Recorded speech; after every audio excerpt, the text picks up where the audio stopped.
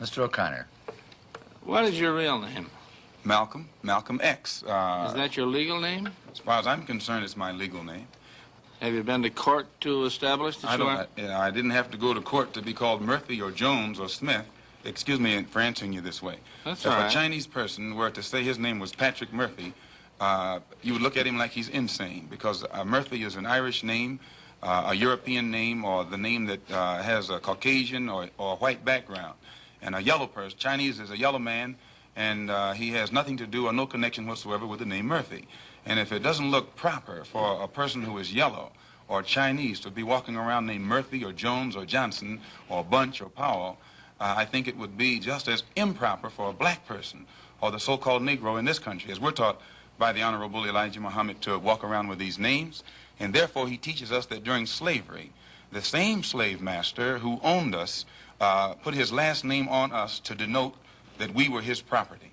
So that when you see a Negro today who's named Johnson, if you go back in his history, you'll find that he was once his grandfather, or one of his forefathers was owned by a white man who was named Johnson.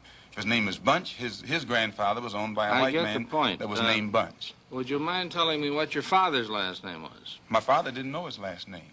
My father got his last name from his grandfather, and his grandfather got it from his grandfather, who got it from the slave master.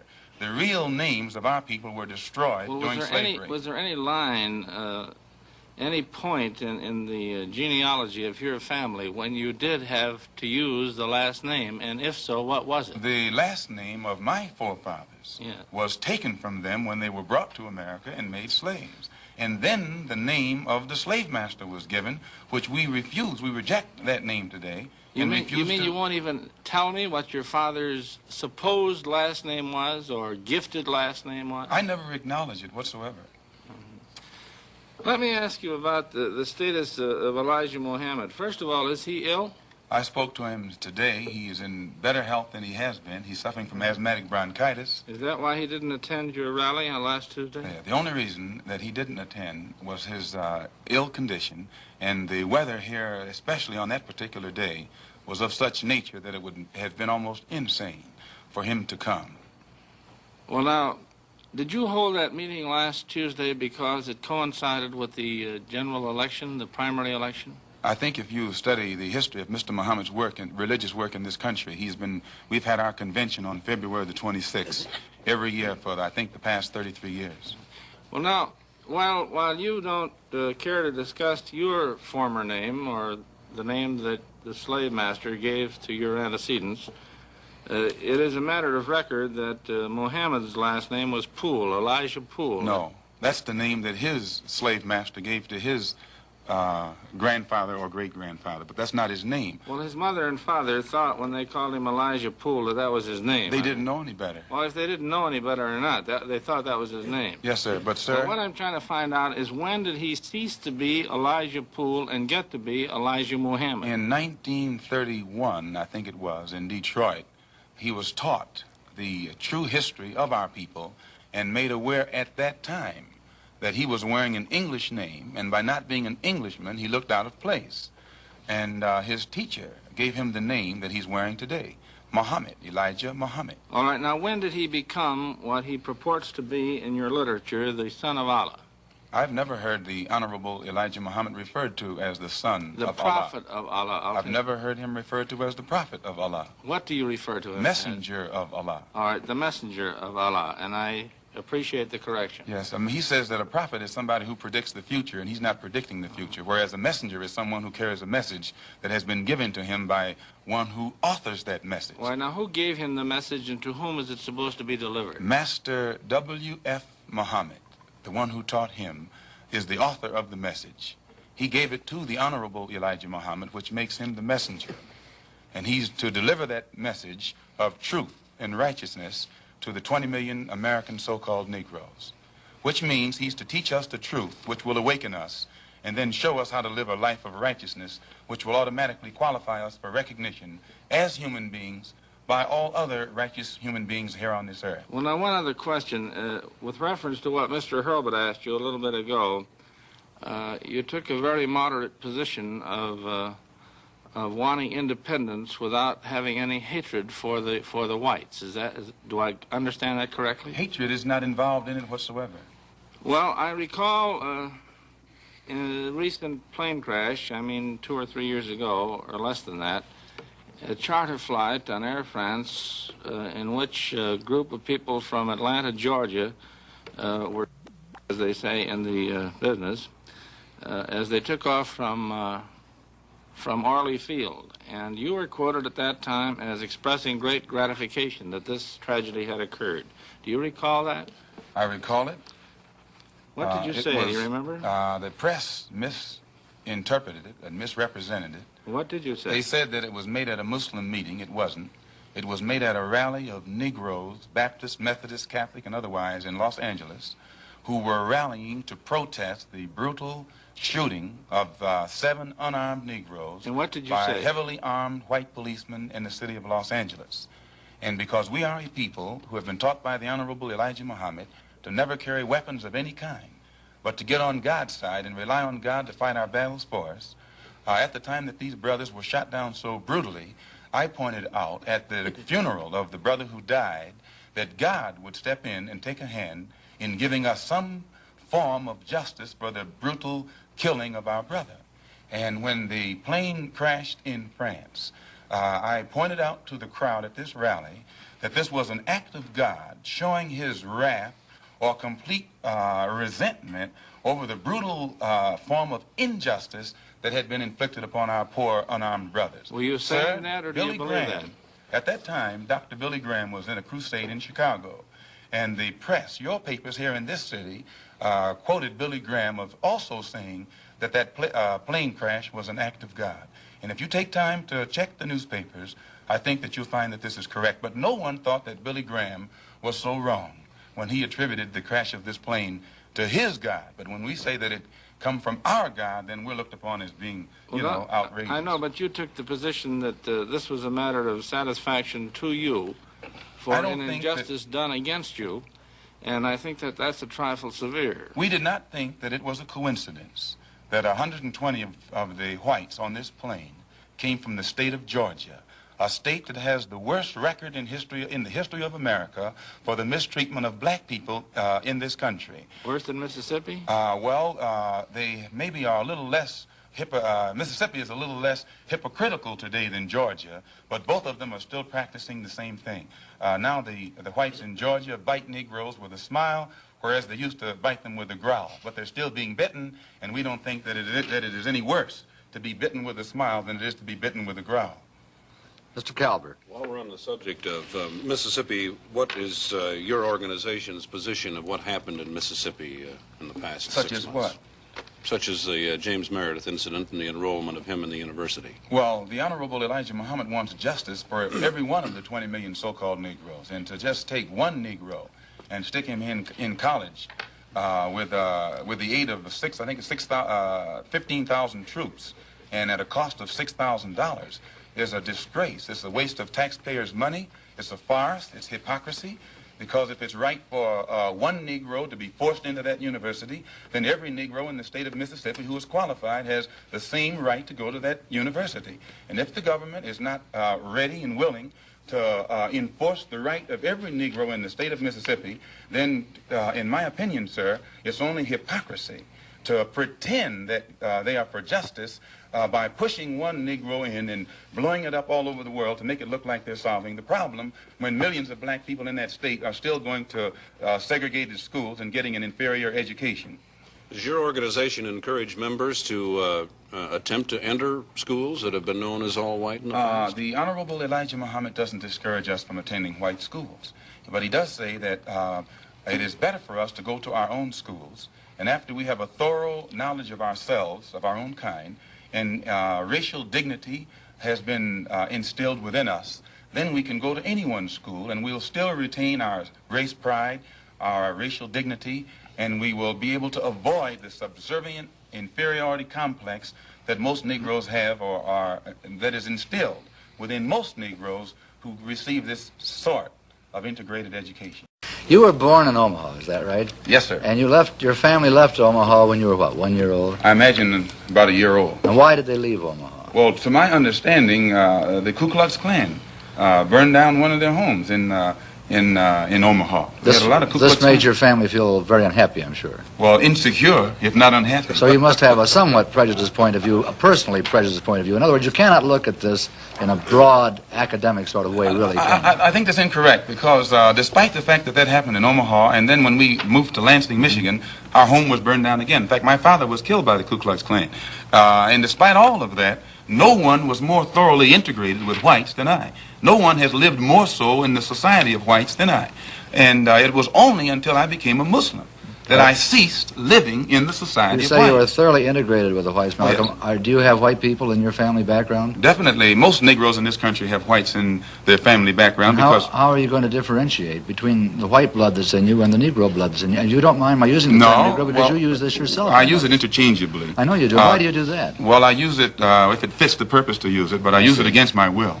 Do you? But you I use it against my... you used it voluntarily in describing the incident in Los Angeles. Still, I use it against my will. I guess the teachings weren't thoroughly inculcated. No, but when I say to you that the cops in Los Angeles shot down 7 unarmed Negroes, every Negro in the audience knows what I'm talking about. But when I say that they shot 7 Muslims, then a lot of the Negroes don't I realize that suppose you're you still said talking 7 about colored Negroes. people because you say you used the term colored people. You said I don't think I shot used the 7 word colored on this program. Yes, you did. You did when we Not started. colored. I think so. Black people. I'm sorry. You did Black. say black. Well, we can use black, and that fits everybody. Okay. But, sir, the black... Now, let me get back to another point that you made. You said that you go back home. Now, what do you mean by back home? I've only heard the Honorable Elijah Muhammad say, back among our own people. From You whence said back home. You don't mind my saying Right, that. back home. But by that he means... Do you mean back into the roots of Islam, or do you mean back to Africa? Back home. And by Africa. back home he means back into our original civilization. And if you study history, the Islamic culture existed in West Africa, But your Central family Africa. didn't come from an Islamic background originally, did it? I mean, you came from the proud tribes of Africa, which is I think certainly you'll have a find, pride- sir, that one proud of the background. that Islam, the Islamic culture, I agree, there is existed a lot of- widely in Africa, Central Africa, I West agree, Africa. I agree. I've met many people in there. Mr. O'Connor.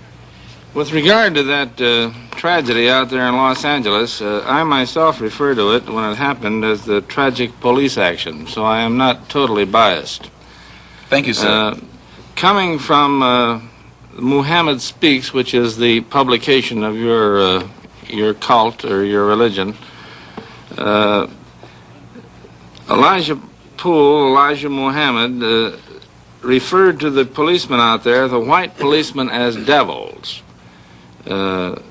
He said, "There is no justice here for us black people. There is no future for us nor our children in civilized America." Doesn't that imply that you're going to get out, or that's his wish that you get out?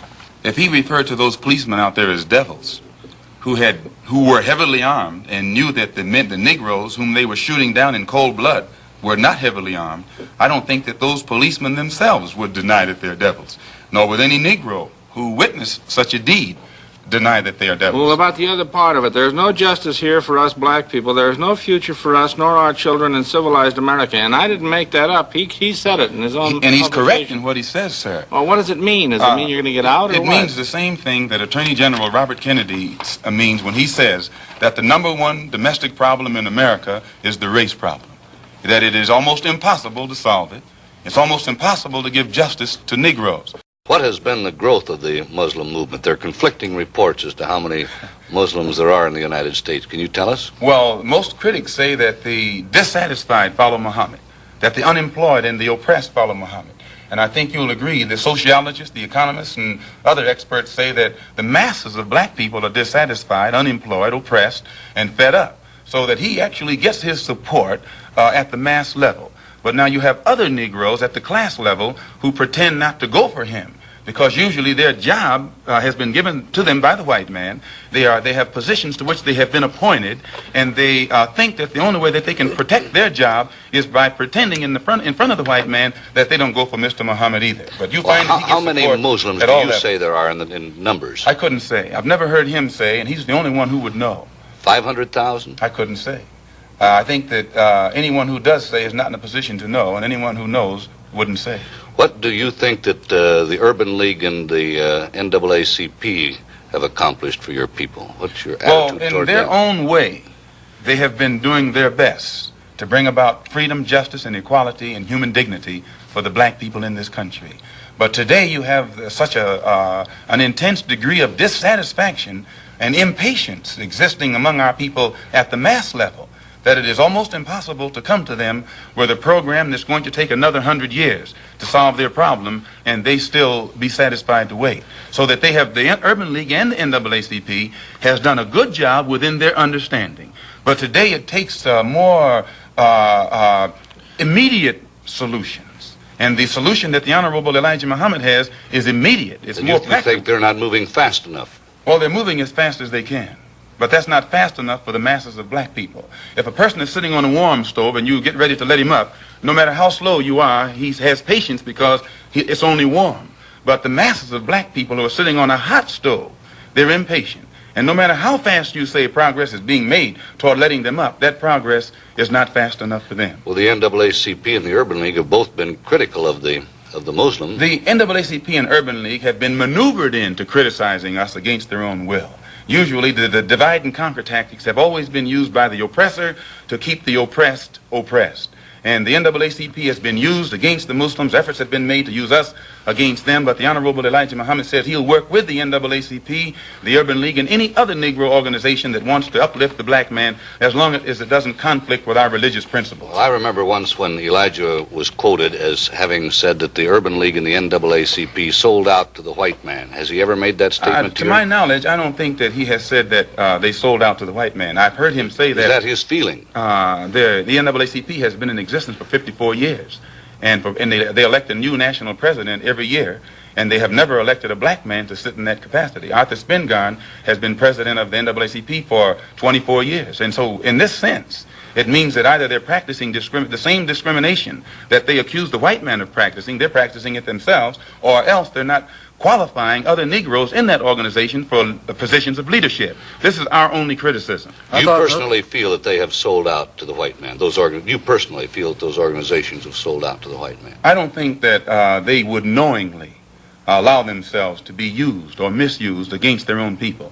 So if they are failing to do the job that our people expect of them, probably it's just through lack of understanding. But today their understanding is increasing, and you'll find that they're developing a better ability to work with all different factions for the betterment of our people. Malcolm, how do you yourself feel about the white man? I believe that the white man has done a great injustice to the black man in this country by having kidnapped our people and brought us here and down to the level that we're on today. And today, instead of approaching the factors that their original mistake has created, instead of approaching these factors objectively and realistically, the greatest sin that they're doing now is trying to pretend that they never committed a crime, that they never did any wrong.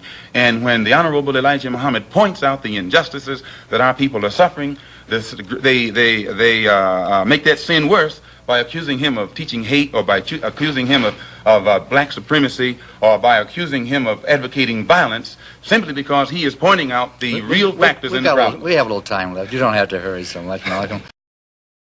One white man named Lincoln supposedly fought the Civil War to solve the race problem, and the problem is still here. Another white man named Lincoln, again the same white man, issued the Emancipation Proclamation to solve the race problem, and the problem is still here. Some more white liberals came along with the 13th, 14th, and 5th Amendments, which were supposed to solve the race problem. The problem is still here. 9 years ago, 9 more white liberals, so-called, came up with what they call a Supreme Court desegregation decision, and the problem is still here. And then another white man named Kennedy came along running for president and told Negroes what all he was going to do for them if they voted for him, and they voted for him 80%. He's been in office now for 3 years, and the problem is still here. When police dogs were biting black women and black children and black babies in Birmingham, Alabama, that Kennedy talked about what he couldn't do because no federal law had been violated. And as soon as the Negroes exploded and began to protect themselves and got the best of the crackers in Birmingham, then Kennedy sent for the troops. And there was no, he didn't have any new law when he sent for the troops when the Negroes erupted than he had at the time when whites were erupting. So we are within our rights and with justice, with justification, when we express doubt concerning the ability of the white man to solve our problem, and also when we express doubt concerning his integrity, concerning his sincerity, because you will have to confess that the problem has been around here for a long time, and whites have been saying the same thing about it for the past 100 years, and there's no nearer a solution today than there was 100 years ago.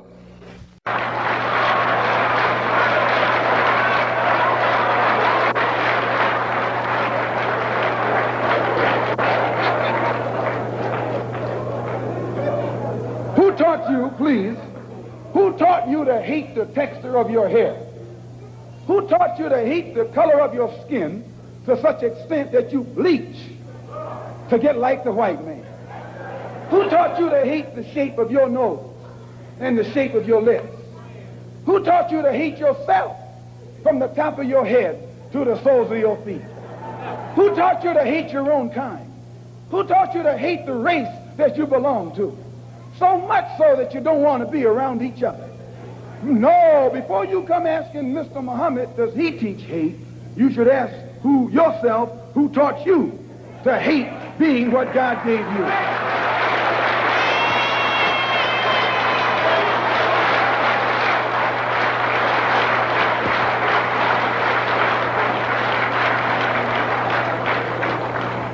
We teach you to love the hair that God gave you. Here you way out in the middle of the ocean, can't swim, and you worried about someone that's in the bathtub and can't swim.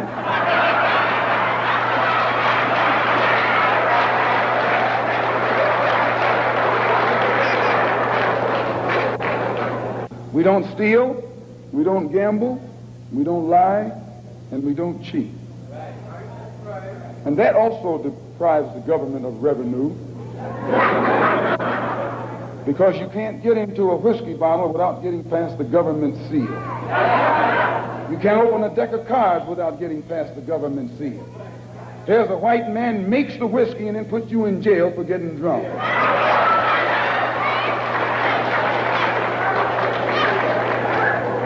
He sells you the cards and the dice and puts you in jail when he catches you using them. So he's against us because we fix it where he can't catch you anymore. We take the dice out of your hands and the cards out of your hands and the whiskey out of your head. The most disrespected person in America is the black woman. The most unprotected person in America is the black woman. The most neglected person in America is the black woman. And as Muslims, the Honorable Elijah Muhammad teaches us to respect our women and to protect our women. And then the only time a Muslim really gets real violent is when someone goes to molest his woman. We will kill you for our woman. I'm making it plain, yes. We will kill you for our woman. We believe that if the white man will do whatever is necessary to see that his woman gets respect and protection, then you and I will never be recognized as men until we stand up like men and place the same penalty over the head of anyone who puts his filthy hands out to put in the direction of our women.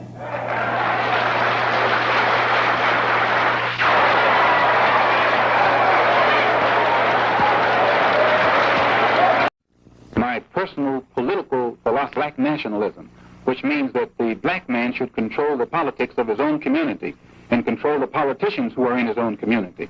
My personal economic philosophy is also black nationalism, which means that the black man should have a hand in controlling the economy of the so-called Negro community. He should be developing the type of knowledge that will enable him to own and operate the businesses and thereby be able to create employment for his own people, for his own kind. And the social philosophy also is black nationalism, which means that instead of the black man trying to force himself into the society of the white man, we should be trying to eliminate from our own society the ills and the defects and make ourselves likable and sociable among our own kind. Well, you seem to be dissatisfied with everything. Just what do you want? I'm not dissatisfied with everything. What you are able to see with your analytical mind is that everything that is offered doesn't produce what it's supposed to produce. And I'm just telling you that it doesn't produce what it's supposed to produce. Well, what is your ultimate aim? The only way the problem can be solved. First, the white man and the black man have to be able to sit down at the same table. The white man has to feel free to speak his mind without hurting the feelings of that Negro.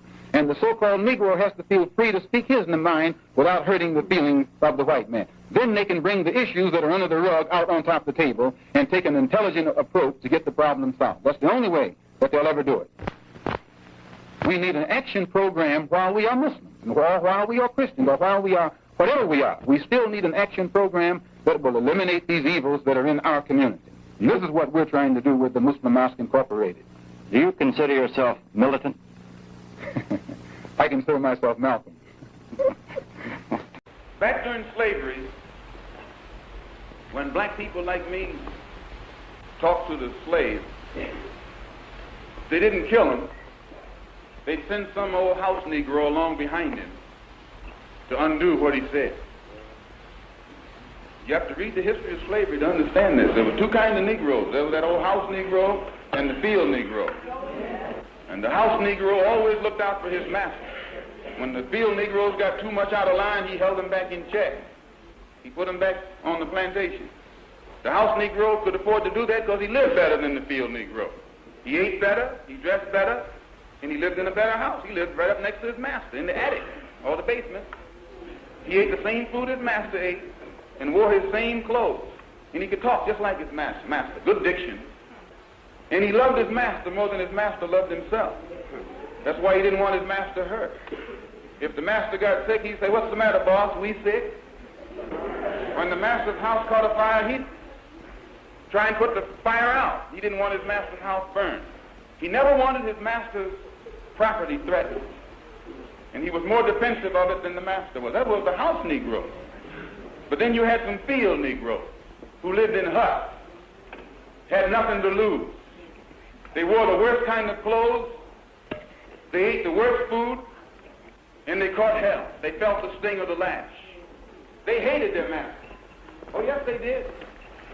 If the master got sick, they prayed that the master died. If the master's house caught a fire, they prayed for a strong wind to come along. This was the difference between the two. And today you still have house Negroes and field Negroes. Yeah. I'm a field Negro.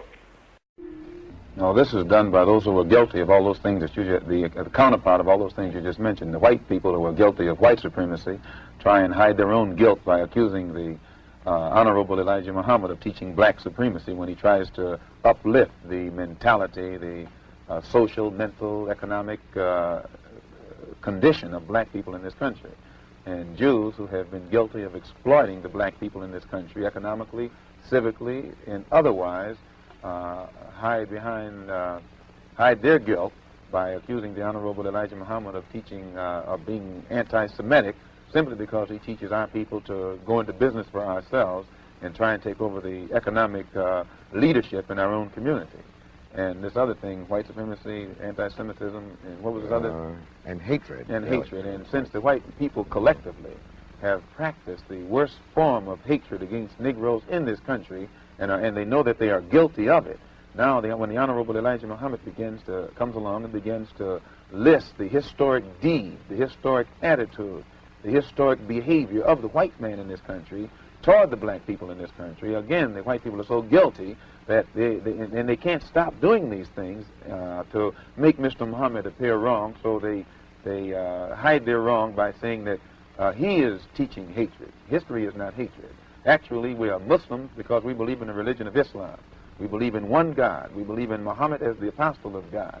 We practice the principles of the religion of Islam, which mean prayer, charity, fasting, brotherhood. And the Honorable Elijah Muhammad teaches us that since the Western society is deteriorating, it has become overrun with immorality, that God is going to judge it and destroy it, and the only way black people who are in this society can be saved is to not integrate into this corrupt society, but separate ourselves from it, reform ourselves, lift up our moral standards, and try and be godly instead of try and integrate with God instead of trying to integrate with the white man, or try and imitate God instead of trying to imitate with, the white man. It has been suggested also that this movement preaches a gospel of violence. No, the black people in this country have been the victims of violence at the hands of the white man for 400 years.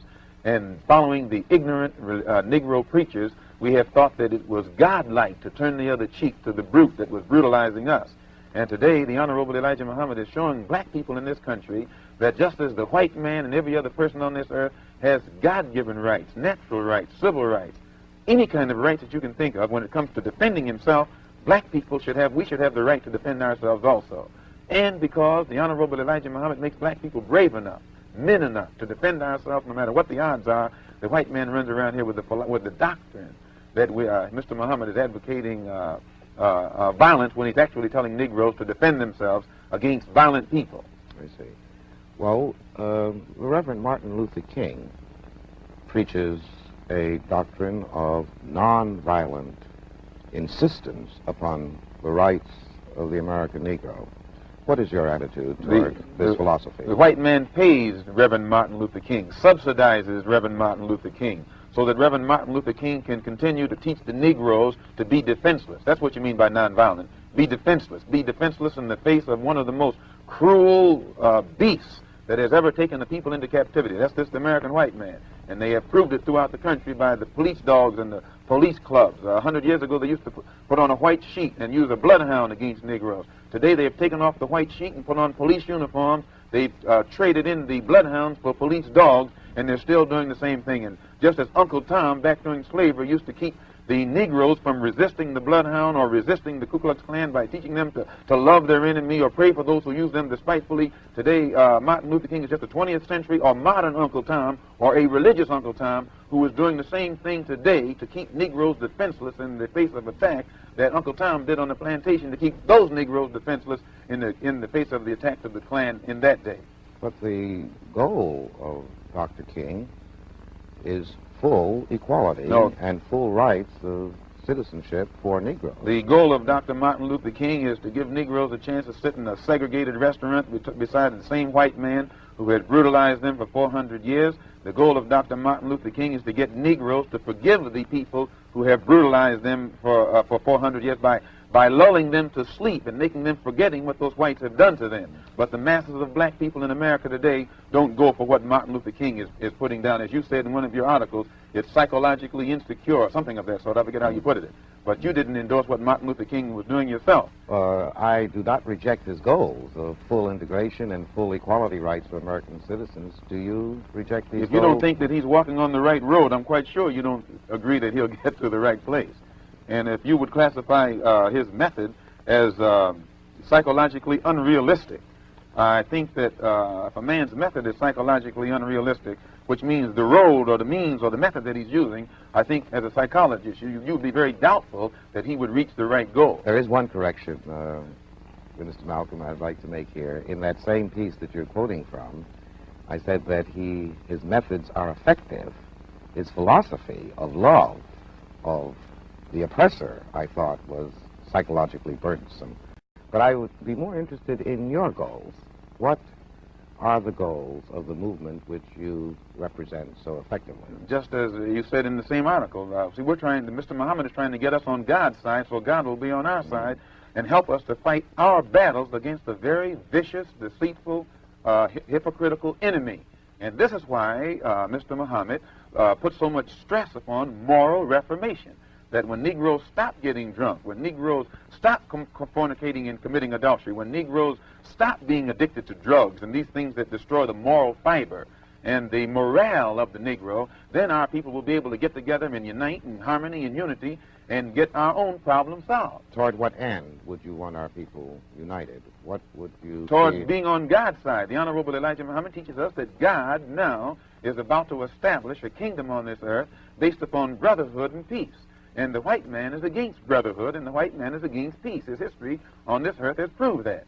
Nowhere in history has he been brotherly toward anyone. The only time he's brotherly toward you is when he can use you, when he can exploit you, when he can oppress you, when you will submit to him. And since his own history makes him unqualified to be an inhabitant or a citizen in a kingdom of brotherhood, the Honorable Elijah Muhammad teaches us that God is about to eliminate that particular race from this earth. So since they are due for elimination, we don't want to be with them. We're not trying to integrate with that which we know has come to the end of its rope. We're trying to separate from it and get with something that's more lasting, and we think that God is more lasting than the white man. So in effect, Minister Malcolm, your movement does not share the integration goals of the NAACP, CORE, Martin Luther King's movement, and the student nonviolent movement. You don't integrate with a sinking ship. You don't do anything to further your stay aboard a ship that you see is on its way down to the bottom of the ocean. Moses tried to separate his people from Pharaoh, and when he tried, the magicians tried to fool the people into staying with Pharaoh. And we look upon these other organizations that are trying to get Negroes to integrate with this doomed white man as nothing but modern-day magicians, and the Honorable Elijah Muhammad as the modern-day Moses who's trying to separate us from the modern-day Pharaoh. Well, do you feel that the Negroes who are attempting to influence the policies and actions of our federal government, the Attorney General, the President of the United States, are... When James Baldwin recently had a conference with Robert Kennedy, he took Lena Horne, who's married to a white man, Lorraine Hansberry, who's married to a white man, Belafonte, who's married to a white woman, Edwin Berry of the Urban League, who's married to a white woman. Now, and whenever you have a group of black people sitting down with a white man supposed to represent the black masses, you can never get anybody who's involved in any intermarriage in any kind of situation who will be qualified to represent themselves as spokesmen for the black masses in this country. They were representing their own personal desires. They want to mix and mingle so that they can take their wife. They can go any of these places with their wife. They're involved in a mixed marriage. But you can't find masses, sir, of black people who will accept any black man who's married to a white man as a spokesman for black people, or a black woman who's married to a white man as a spokesman or a representative of what black people feel and think. What do you feel that the Negro should do in respect to obtaining even more effective protection from our federal government? You never will get protection from the federal government. That's like King is asking Kennedy to go to Alabama and stand in the doorway, put his body in the doorway. That's like asking the fox to protect you from the wolf. And when now the masses of black people can see this, and it is only the Negro leadership, the bourgeois, hand-picked handful of Negroes who think that they're going to get some kind of respect, recognition, or protection from the government. The government is responsible for what is happening to black people in this country. The president has power. You notice he didn't send any troops into Birmingham to protect the Negroes when the dogs were biting the Negroes. The only time he sent troops into Birmingham was when the Negroes erupted. And then the president sent troops in there not to protect the Negroes, to protect them white people down there from those erupting Negroes. Well, are not Negro Americans citizens?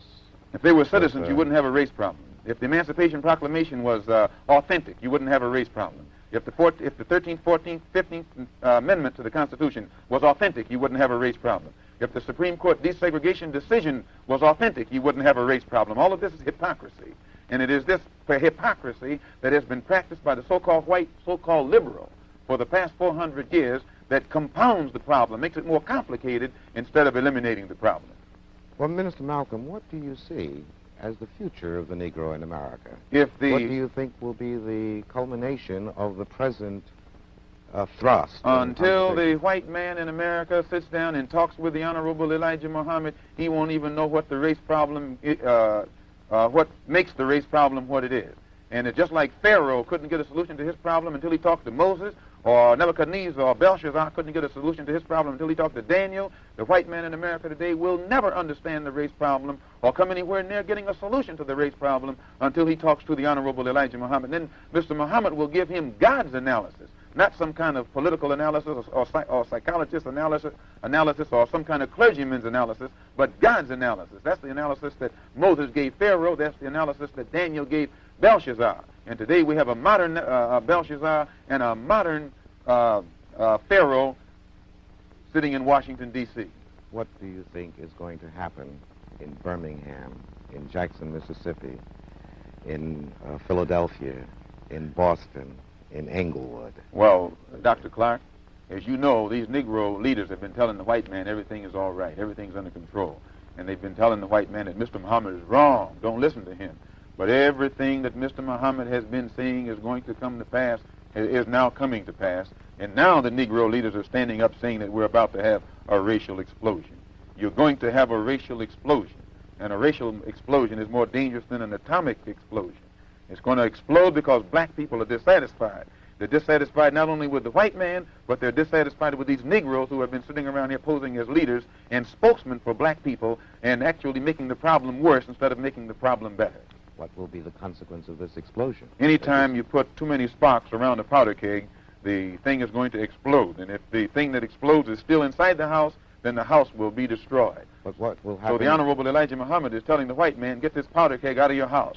Let the black people in this country separate from you while there's still time.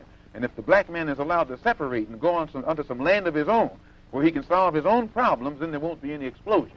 And the Negroes who want to stay with the white man, let them stay with the white man. But those who want to leave, let them go with the Honorable Elijah Muhammad. As I understand your position, Minister Malcolm, the only thing that can save us from a catastrophic explosion is complete separation. Complete separation is the only solution to the black and white problem in this country.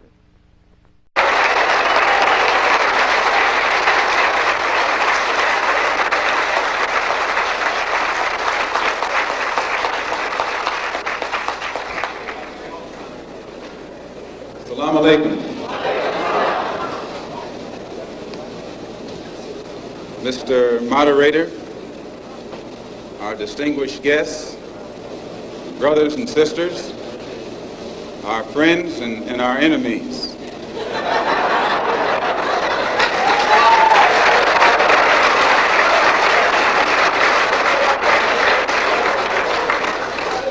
Everybody is here.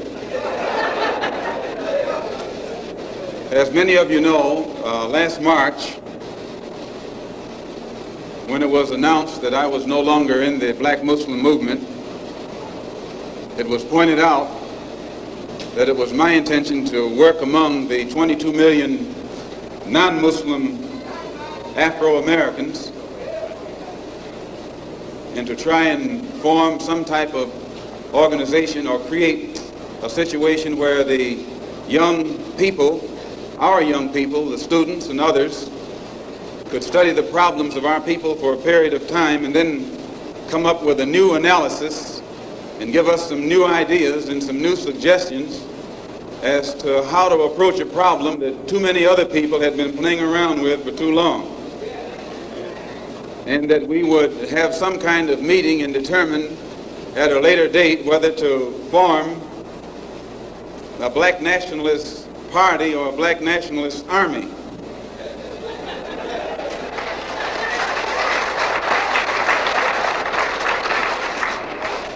There have been many of our people across the country from all walks of life who have taken it upon themselves to try and pool their ideas and to come up with some kind of solution to the problem that confronts all of our people. And tonight we are here to try and get an understanding of what it is they've come up with. Also, recently, when I was blessed to make a trip or a pilgrimage, a religious pilgrimage to the holy city of Mecca, where I met many people from all over the world, plus spent many weeks in Africa, trying to broaden my own scope and get more of an open mind to look at the problem as it actually is. One of the things that I realized, and I realized this even before going over there, was that our African brothers have gained their independence faster than you and I here in America have. They've also gained recognition and respect as human beings much faster than you and I. Just 10 years ago on the African continent, our people were colonized. They were suffering all forms of colonization, oppression, exploitation, degradation, humiliation, discrimination, and every other kind of ation. And in a short time, they have gained more independence, more recognition, more respect as human beings than you and I have. And you and I live in a country which is supposed to be the citadel of education, freedom, justice, democracy, and all of those other pretty sounding words. So it was our intention to try and find out what was our African brothers doing to get results so that you and I could study what they had done and perhaps gain from that study or benefit from their experiences. And my traveling over there was designed to help to find out how. One of the first things that the independent African nations did was to form an organization called the Organization of African Unity. The purpose of our Organization of Afro-American Unity, which has the same aim and objective, to fight whoever gets in our way.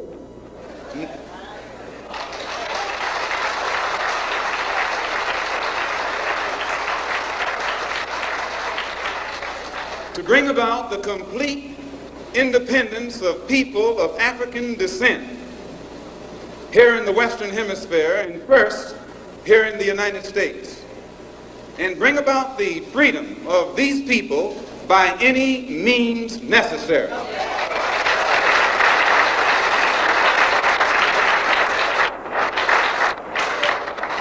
That's our motto. The purpose of our organization is to start right here in Harlem, which has the largest concentration of people of African descent that exists anywhere on this earth. There are more Africans here in Harlem than exist in any city on the African continent, because that's what you and I are, Africans. The Charter of the United Nations, the Universal Declaration of Human Rights, the Constitution of the United States, and the Bill of Rights are the principles in which we believe, and that these documents, if put into practice, represent the essence of mankind's hopes and good intentions, desirous that all Afro-American people and organizations should henceforth unite so that the welfare and well-being of our people will be assured. We are resolved to reinforce the common bond of purpose between our people by submerging all of our differences and establishing non-sectarian constructive programs for human rights. We hereby present this charter. Number one, the establishment. The Organization of Afro-American Unity shall include all people of African descent in the Western Hemisphere. In essence, what it is saying, instead of you and me running around here seeking allies in our struggle for freedom, in the Irish neighborhood or the Jewish neighborhood or the Italian neighborhood, we need to seek some allies among people who look something like we do. And once we get their allies,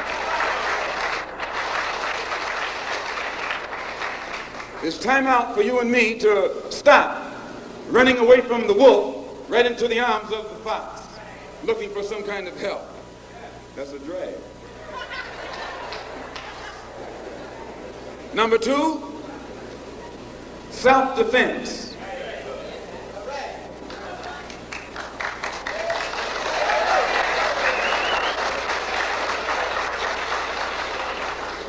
Since self-preservation is the first law of nature, we assert the Afro-American's right to self-defense. The Constitution of the United States of America clearly affirms the right of every American citizen to bear arms.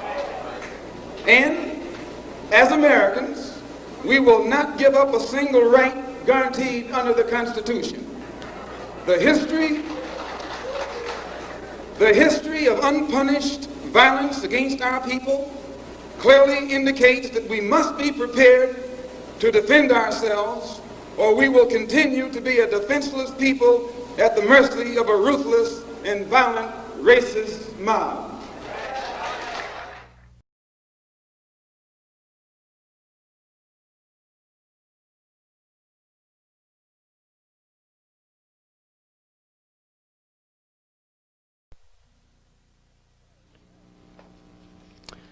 Today, in our discussion of minority groups, we have with us two guests.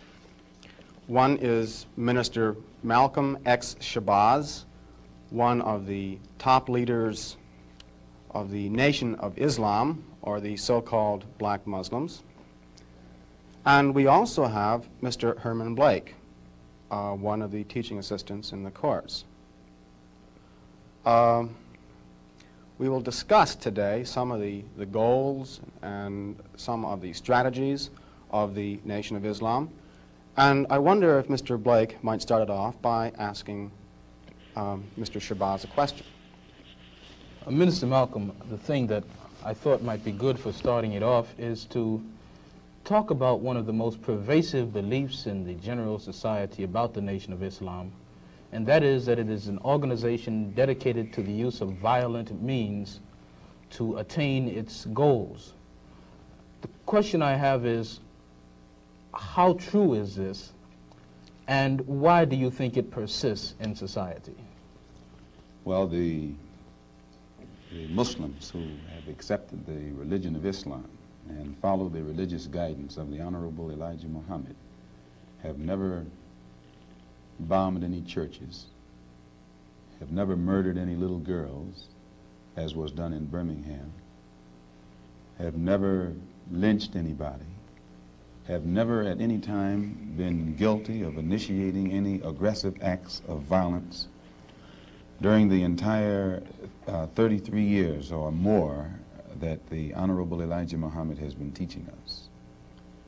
The charge of violence against us actually stems from the guilt complex that exists in the conscious and subconscious minds of most white people in this country. They know that they've been violent in their brutality against Negroes, and they feel that someday the Negro is going to wake up and try and do unto them as they have done do unto the whites as the whites have done unto us. We aren't a violent group. We are taught by the Honorable Elijah Muhammad to obey the law, to respect everyone who respects us. We're taught to display courtesy, to be polite. But we're also taught that at any time anyone in any way inflicts or seeks to inflict violence upon us, we are within our religious rights to retaliate in self-defense to the maximum degree of our ability. We never initiate any violence upon anyone, but if anyone attacks us, we reserve the right to defend ourselves.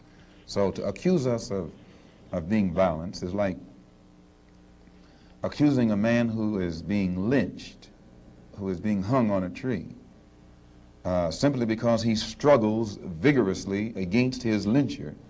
The victim is accused of violence, but the lyncher is never accused of violence. And I only point this out because the various racist groups that are set up in this country by whites and who have actually practiced violence against blacks for 400 years are never associated or identified or made synonymous with the term violence. But whites speak of Muslims almost synonymously with violence. Whenever Muslims are mentioned by them, violence is brought up. But it's not connected with any other group. This is a sort of a propaganda tactic, or what I would call psychological warfare, to in some way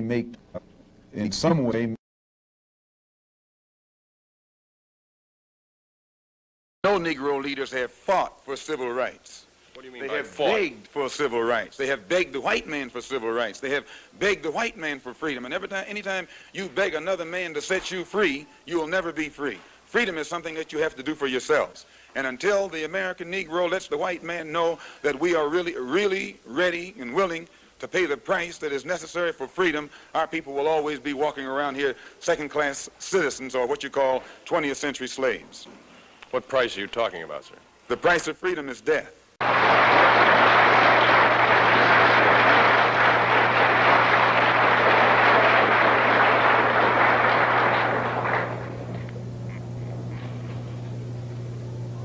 In the name of Allah, the Beneficent, the Merciful, to whom all praise is due, whom we forever thank for giving us the Honorable Elijah Muhammad as our leader, teacher, and guide. And I specifically, ladies and gentlemen, and brothers and sisters, open up like that because I am a representative of the Honorable Elijah Muhammad. And were it not for him, you and I wouldn't be here today.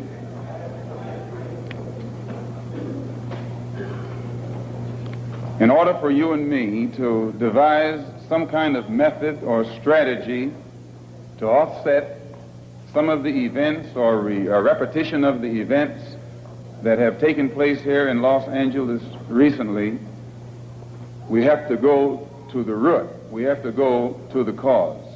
Dealing with the condition itself is not enough. We have to get to the cause of it all, or the root of it all. And it is because of our effort toward getting straight to the root that people oftentimes think we are dealing in hate. But first, I would like to congratulate and give praise to the Negro, so-called Negro leaders and so-called Negro organizations, and excuse me if I say so-called, it's hard for me to just outright say Negro when I know what that word Negro really means.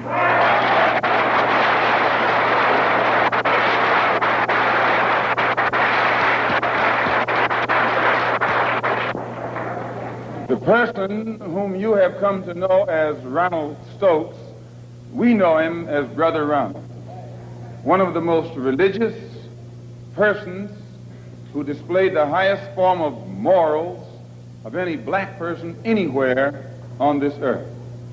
And as one of the previous speakers pointed out who knew him, everyone who knew him had to give him credit for being a good man, a clean man, an intelligent man, and an innocent man when he was murdered. The Negro, so-called Negro organizations and leaders should be given great credit for their failure or refusal to let the white man divide them and use them one against the other during this crisis.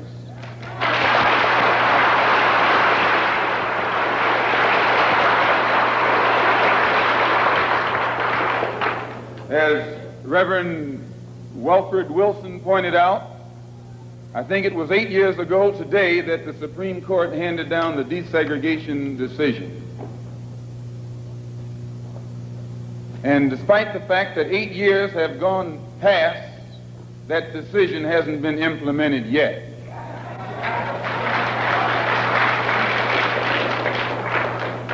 I don't have that much faith. I don't have that much confidence. I don't have that much patience. And I don't have that much ignorance to...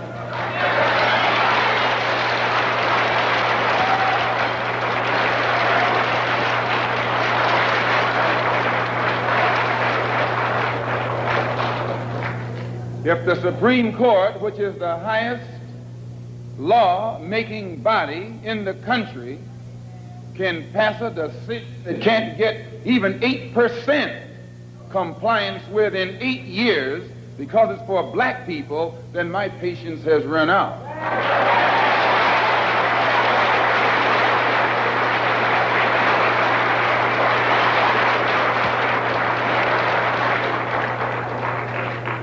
When black people who are being oppressed become impatient, they say that's emotional. Please. When black people who are being deprived of their citizenship, not only of their civil rights, but their human rights, become impatient, become fed up, don't want to wait any longer, then they say that's emotional.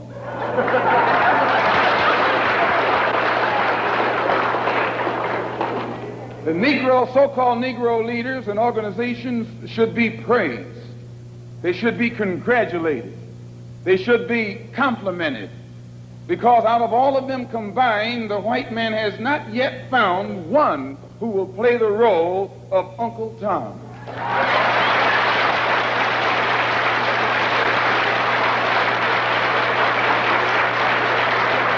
But yet he has found no Tom, no puppet, no parrot who is still dumb enough in 1962 to represent the injustices that he's afflicting against our people. We don't care what your religion is. We don't care what organization you belong to. We don't care how far in school you went or didn't go. We don't care what kind of job you have. We have to give you credit for shocking the white man by not letting him divide you and use you one against the other.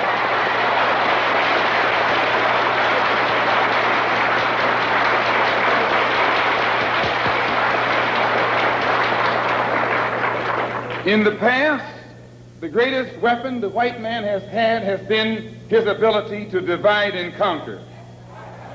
As Jackie Robinson pointed out beautifully on the television last night, 4/5 of the world isn't white.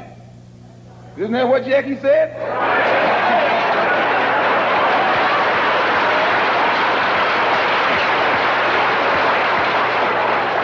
And if 4/5 of the world is dark, how is it possible for 1/5 to rule, oppress, exploit, dominate, and brutalize the 4/5 who are in the majority? How do they do it? Divide and conquer. If I take my hand and slap you, you don't even feel it. It might sting you because these digits are separated. But all I have to do to put you back in your place is bring those digits together.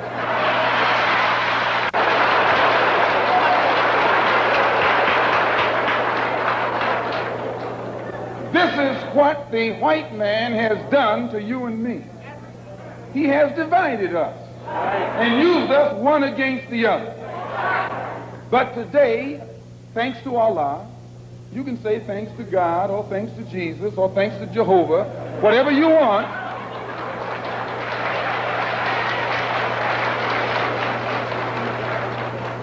But as a follower of the Honorable Elijah Muhammad, we have been taught to say thanks to Allah. And that's what Jesus said. Jesus called on Allah. He said, Allah, Allah, lama asabachthani. I believe what's good for Jesus is good for you. If Allah was good enough for Jesus to call upon, I think he should be good enough for you to call upon. Since the so-called Negro community has shocked the white man by resisting all efforts to divide us, I think that you and I should continue to shock him by staying and working together in unity. Despite religious, political, economic, or educational or social differences, let us remember that we are not brutalized because we're Baptists. We're not brutalized because we're Methodists. We're not brutalized because we're Muslims. We're not brutalized because we're Catholics. We're brutalized because we are black people in America. The so-called Negro community has shocked the white man by resisting all efforts to divide us. I think that you and I should continue to shock him by staying and working together in unity. Despite religious, political, economic, or educational or social differences, let us remember that we are not brutalized because we're Baptists. We're not brutalized because we're Methodists. We're not brutalized because we're Muslims. We're not brutalized because we're Catholics. We're brutalized because we are black people in America. Here, your mother is being raped, and you're not supposed to be emotional. Your women, please, your women can't walk the street without some cracker putting his hands on her, then you're not supposed to be emotional.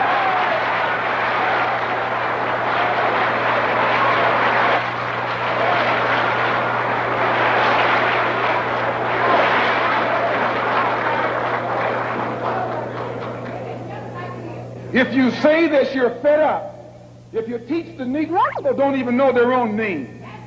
Why? Because he took it away from them. Please. 20 million black people don't even know their own language. Why? Because he took it away from them.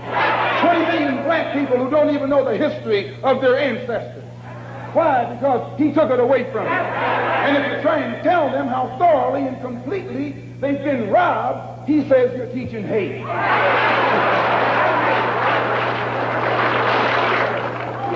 That's something to think about. Today you are coming out of college. You're coming out of the leading universities.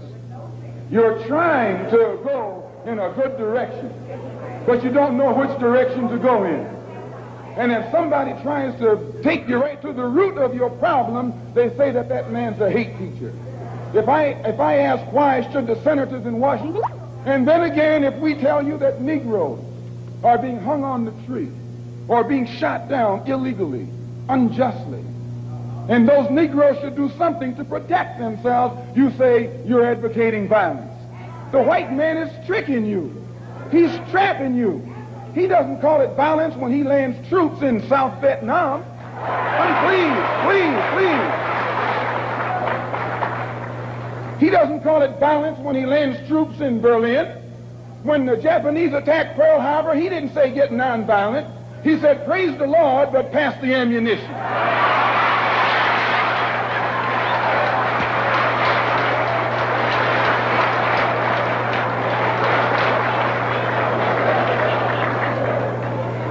when someone attacks you, when someone comes at you with a club, when someone comes at you with a rope, when someone comes at you with a gun, despite the fact that you've done nothing, he tells you, suffer peacefully. Pray for those who use you despitefully. Be long-suffering.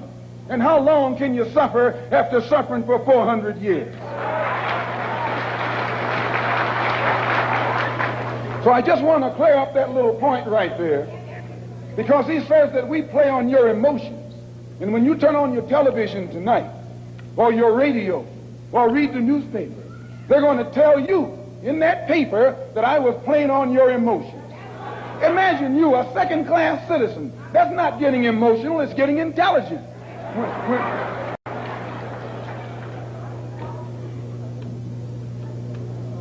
And as far as your mayor is concerned, I should say their mayor,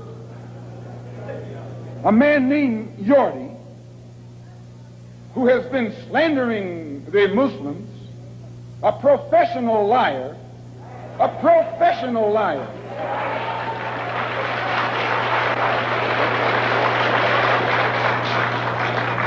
who has mastered the art of using half-truths, put it in the paper that they broke into our religious place of worship and got records that they can use to prove that most of us have criminal records. You can't be a Negro in America and not have a criminal record.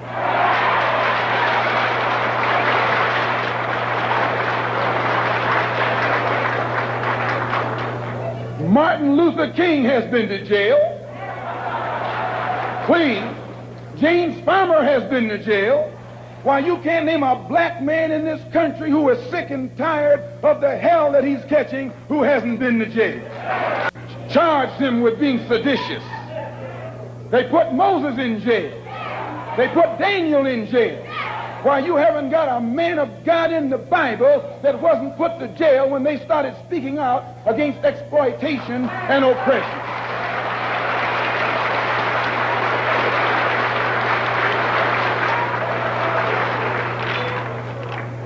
They charged Jesus with sedition. Didn't they do that? They said he was against Caesar.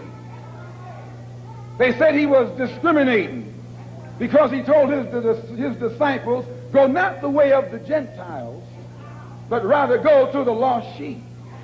He discriminated. Don't go near the Gentiles, go to the lost sheep. Go to the oppressed. Go to the downtrodden. Go to the exploited. Go to the people who don't know who they are, who are lost from the knowledge of themselves, and who are strangers in a land that is not theirs. Go to those people. Go to the slaves. Go to the second-class citizens. Go to the ones who are suffering the brunt of Caesar's brutality. And if Jesus were here in America today, he wouldn't be going to the white man. The white man is the oppressor. He would be going to the oppressed. He would be going to the humble. He would be going to the lowly. He would be going to the rejected and the despised. He would be going to the so-called American Negro.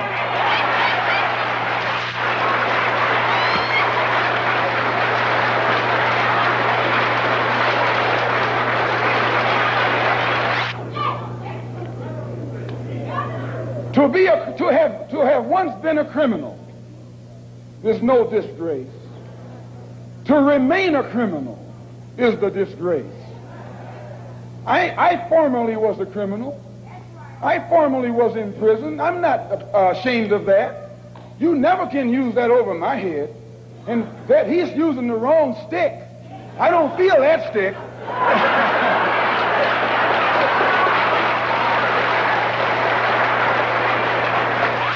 I went to prison because I believed in men like Sam Yorty. I went to prison because I trusted men like Sam Yorty. I went to prison following the philosophy of men like Sam Yorty. But since I've been following the Honorable Elijah Muhammad, I have been reformed, and that's more, please. That's more than Sam Yorty and Chief Parker and all these other white politicians have been able to do with the inmates in the prisons of this state. They should give Mr. Muhammad credit. They should give Mr. Muhammad credit. for reforming and rehabilitating men whom they have failed to reform and rehabilitate.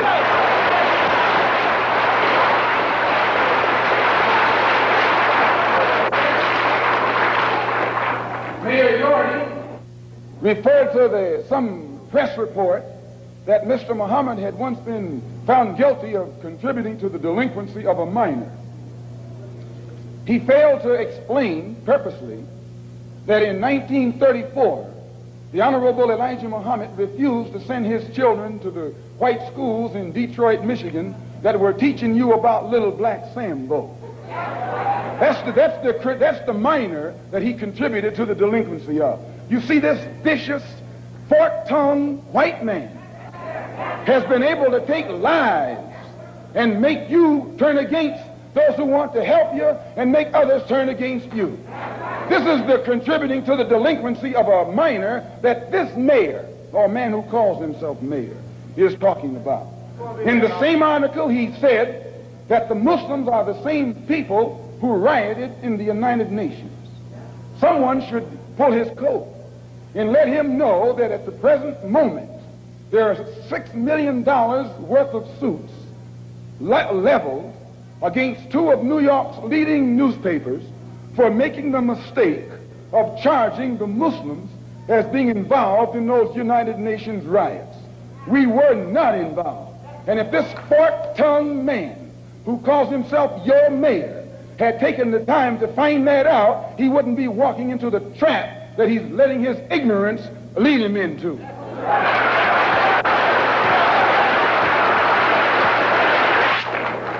And if people take the time to read the Washington Post that came out the Sunday after that incident took place, the Washington Post pointed out on the front page that the Muslims had nothing to do with the UN riots. And they quoted, in saying so, the person who was at that time the commissioner of police in New York City. See, it's lies that the white man has spread about the Muslims to try and make you afraid of the Muslims, or to try and make you think that the Muslims were a criminal element, an uncouth element, and things that you would not like to be associated with. Also, they say that I'm just clearing these things up, and then we're going to get into what happened. They also say that the Honorable Elijah Muhammad was a draft dodger. No, he wasn't. He just refused to go to the army because he was a man of peace. He was a minister of a religion of peace. He was teaching peace. So he outright refused to go to the army. That's not draft dodging. That's intelligence. We are African, and we happen to be in America. We're not American. We are people who formerly were Africans who were kidnapped and brought to America.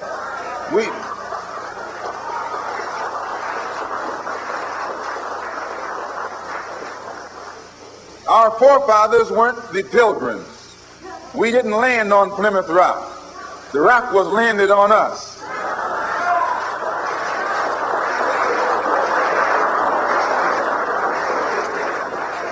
We were brought here against our will. We were not brought here to be made citizens. We were not brought here to enjoy the constitutional gifts that they speak so beautifully about today. Because we weren't brought here to be made citizens today, now that we've become awakened to some degree and we begin to ask for those things which they say are supposedly for Americans, they look upon us with hostility and unfriendliness. If you're interested in freedom, you need some judo, you need some karate, you need all the things that will help you fight for freedom. Nationalism is the wave of the present and the future. It is nationalism that's bringing freedom to oppressed people all over the world. It was nationalism that brought freedom to the Algerians. It was nationalism that brought freedom to the Nigerians and to the Ghanaians. It was nationalism that brought freedom to the people of Uganda and Tanganyika and Sudan and Somaliland. The Africans didn't get it by sitting in. They didn't get it by wading in. They didn't get it by singing "We Shall Overcome." They got it through nationalism. And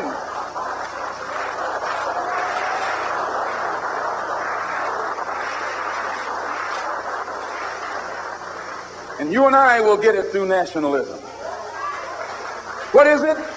What is it that makes it difficult for the philosophy of nationalism to spread among the so-called Negroes? Number one, they think they have a stake in America. They think they have an investment in this country, which we do. We invested 310 years of slave labor, 310 years, every day of which your and my mother and father worked for nothing. Not 8 hours a day.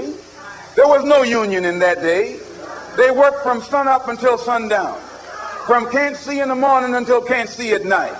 They never had a day off. And on Sunday, they were allowed to sit down and sing about when they died, they wouldn't be slaves no more. When they died, they wouldn't be slaves no more. They'd go up in the sky, and every day would be Sunday. That's a shame. And it is that 310 years of slave labor that went in, that was my and your contribution into this particular economy and political system. They can give us the back pay. Let's join in. If this is what the Negro wants, let's join in. Let's show him how to struggle. Let's show him how to fight.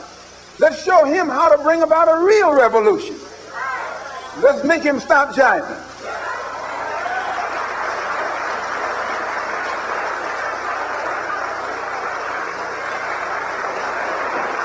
You don't need a debate. You don't need a filibuster. You need some action.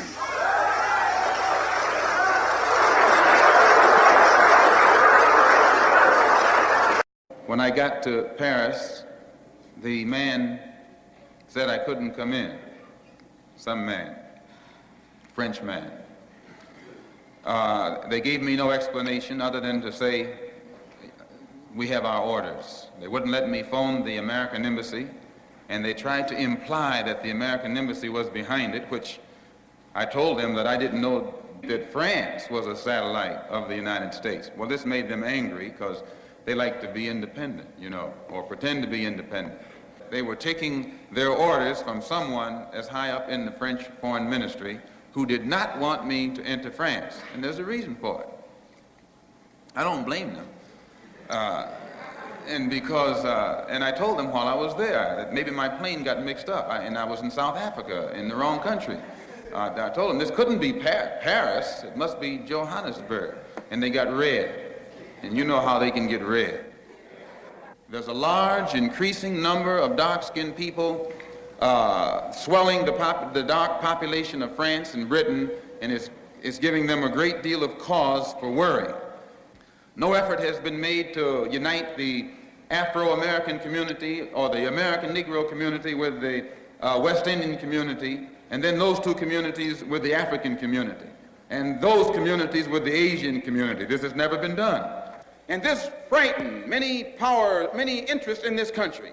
Many people in this country who want to see us the minority and who don't want to see us taking too militant or too uncompromising a stand are absolutely against the successful regrouping or organizing of any faction in this country whose thought and whose thinking pattern is international rather than national. There's a worldwide revolution going on. It goes beyond Mississippi. It goes beyond Alabama. It goes beyond Harlem. What is it revolting against? The power structure. The American power structure? No. The French power structure? No. The English power structure? No. Then what power structure? An international Western power structure. 22 million black victims of Americanism are waking up, and they're gaining a new political consciousness, becoming politically mature. And as they develop this political maturity, they're able to see the recent trends in these political elections. They see that the whites are so evenly divided that every time they vote, the race is so close they have to go back and count the votes all over again. And which means that any block, any minority that has a block of votes that stick together is in a strategic position. Either way you go, that's who gets it. You're in a position to determine who'll go to the White House and who'll stay in the doghouse.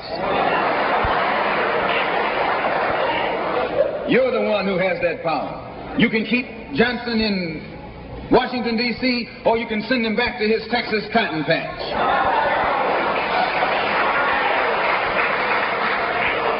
You're the one who sent Kennedy to Washington. You're the one who put the present Democratic administration in Washington, D.C. The whites were evenly divided.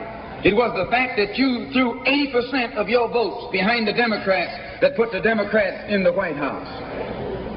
When you see this, you can see that the Negro vote is the key factor.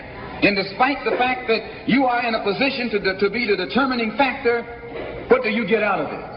The Democrats have been in Washington, D.C. only because of the Negro vote. They've been down there 4 years. And all other legislation they wanted to bring up, they brought it up and gotten it out of the way, and now they bring up you. And now they bring up you.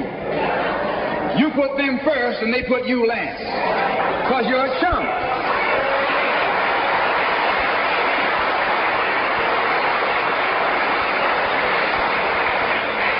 A political chump.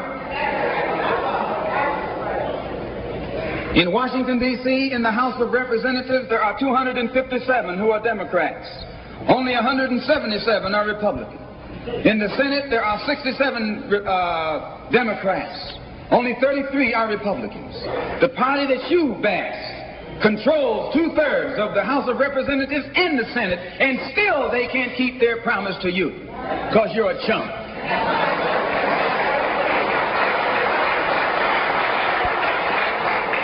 Anytime you throw your weight behind a political party that controls 2/3 of the government, and that party can't keep the promise that it made to you during election time, and you're dumb enough to walk around continuing to identify yourself with that party, you're not only a chump, but you're a traitor to your race.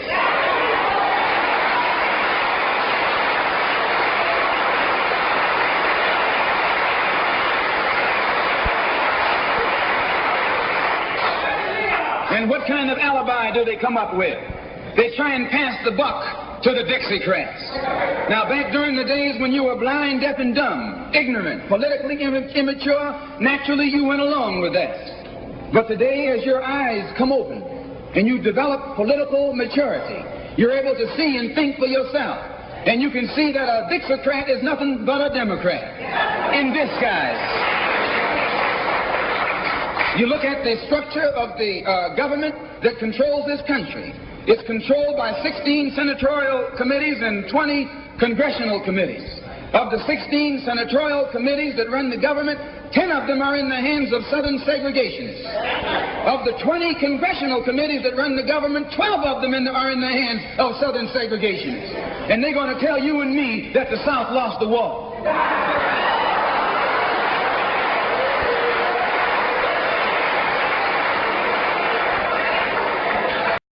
I would like to make a few comments concerning the difference between the Black Revolution and the Negro Revolution. There's a difference. Are they both the same? And if they're not, what is the difference? What is the difference between a Black Revolution and a Negro Revolution? First, what is a revolution? Sometimes I'm inclined to believe that many of our people are using this word revolution loosely, without taking careful consideration what this word actually means and what its historic characteristics are. When you study the historic nature of revolutions, the motive of a revolution, the objective of a revolution, and the result of a revolution, and the methods used in a revolution, you may change words. You may devise another program. You may change your goal, and you may change your mind. Look at the American Revolution in 1776. That revolution was for what? For land. How was it? Why did they want land? Independence. How was it carried out? Bloodshed. Number one, it was based on land. The basis of independence. And the only way they could get it was bloodshed. The French Revolution. What was it based on? The landless against the landlord. war, land. How did they get it? Bloodshed. Was no love lost. Was no compromise. Was no negotiation. I'm telling you, you don't know what a revolution is. Because when you find out what it is, you'll get back in the alley. You'll get out of the way.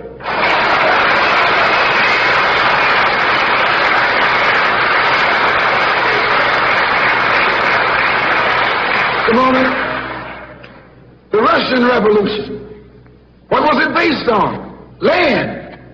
The landless against the landlord. How did they bring it about? Bloodshed. You haven't got a revolution that doesn't involve bloodshed. And you're afraid to bleed. I saw if you're afraid to bleed. Long as the white man sent you to Korea, you bled. He sent you to Germany, you bled. He sent you to the South Pacific to fight the Japanese, you bled. You bleed for white people. But when it comes time to seeing your own churches being bombed and little black girls murdered, you haven't got no blood.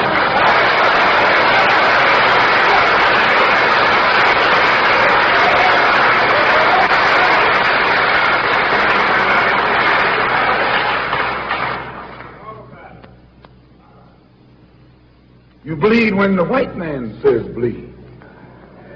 You bite when the white man says bite. And you bark when the white man says bark. I hate to say this about us, but it's true. How you going to be nonviolent in Mississippi as violent as you were in Korea? How can you justify being nonviolent in Mississippi and Alabama when your churches are being bombed and your little girls are being murdered? And at the same time, you're going to get violent with Hitler and Tojo and somebody else that you don't even know.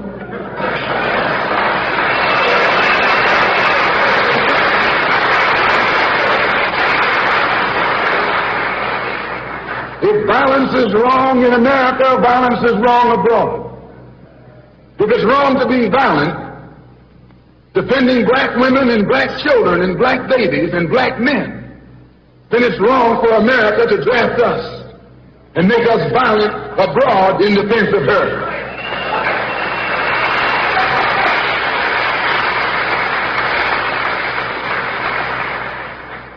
And if it is right for America to draft us and teach us how to be violent in defense of her, then it is right for you and me to do whatever is necessary to defend our own people right here in this country.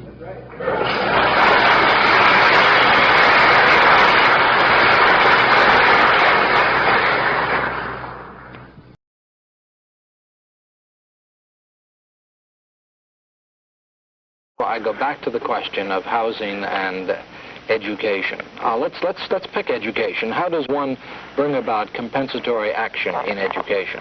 By having better schools for young Negro children than for white children, if we are talking about integration? This is very simple. By providing remedial training in reading and in arithmetic, and by providing the best of teachers to these schools which have deprived children in them. By now, when you say deprived children, yes, you're not limiting this to Negro children alone. Of course, but the larger percentage of Negro kids are deprived than whites. And therefore, I think a larger percentage of the most skilled teachers are required in that section. All right, now I grant that, but the question I'm still trying to iron out, and I think Mr. Farmer has for me, is this question as to whether the compensation for discrimination and the lack of equality is to be another kind of discrimination or another kind of inequality. And I think you answer that in the negative when you say that in the schools that you would establish for the previously underprivileged or the underprivileged would include schools for children, not just Negroes, but Puerto Ricans and other underprivileged persons. Am I correct in that assumption? Yes, I think you're right there. I would not limit our employment demands to Negroes. I would include Puerto Ricans and other minorities throughout our country, which have been similarly discriminated against, though not for so long a period of time as Negroes. Puerto Ricans weren't enslaved. Yeah, this is a problem that stems from slavery. And this compensation, yes, sir, this compensation is coming to people who were enslaved by the white man for 400 years. The Puerto Ricans don't even fit into this picture. Well, they do fit into it. No, they do fit into it. The problem is the Negro problem. They're not lynching Puerto Ricans.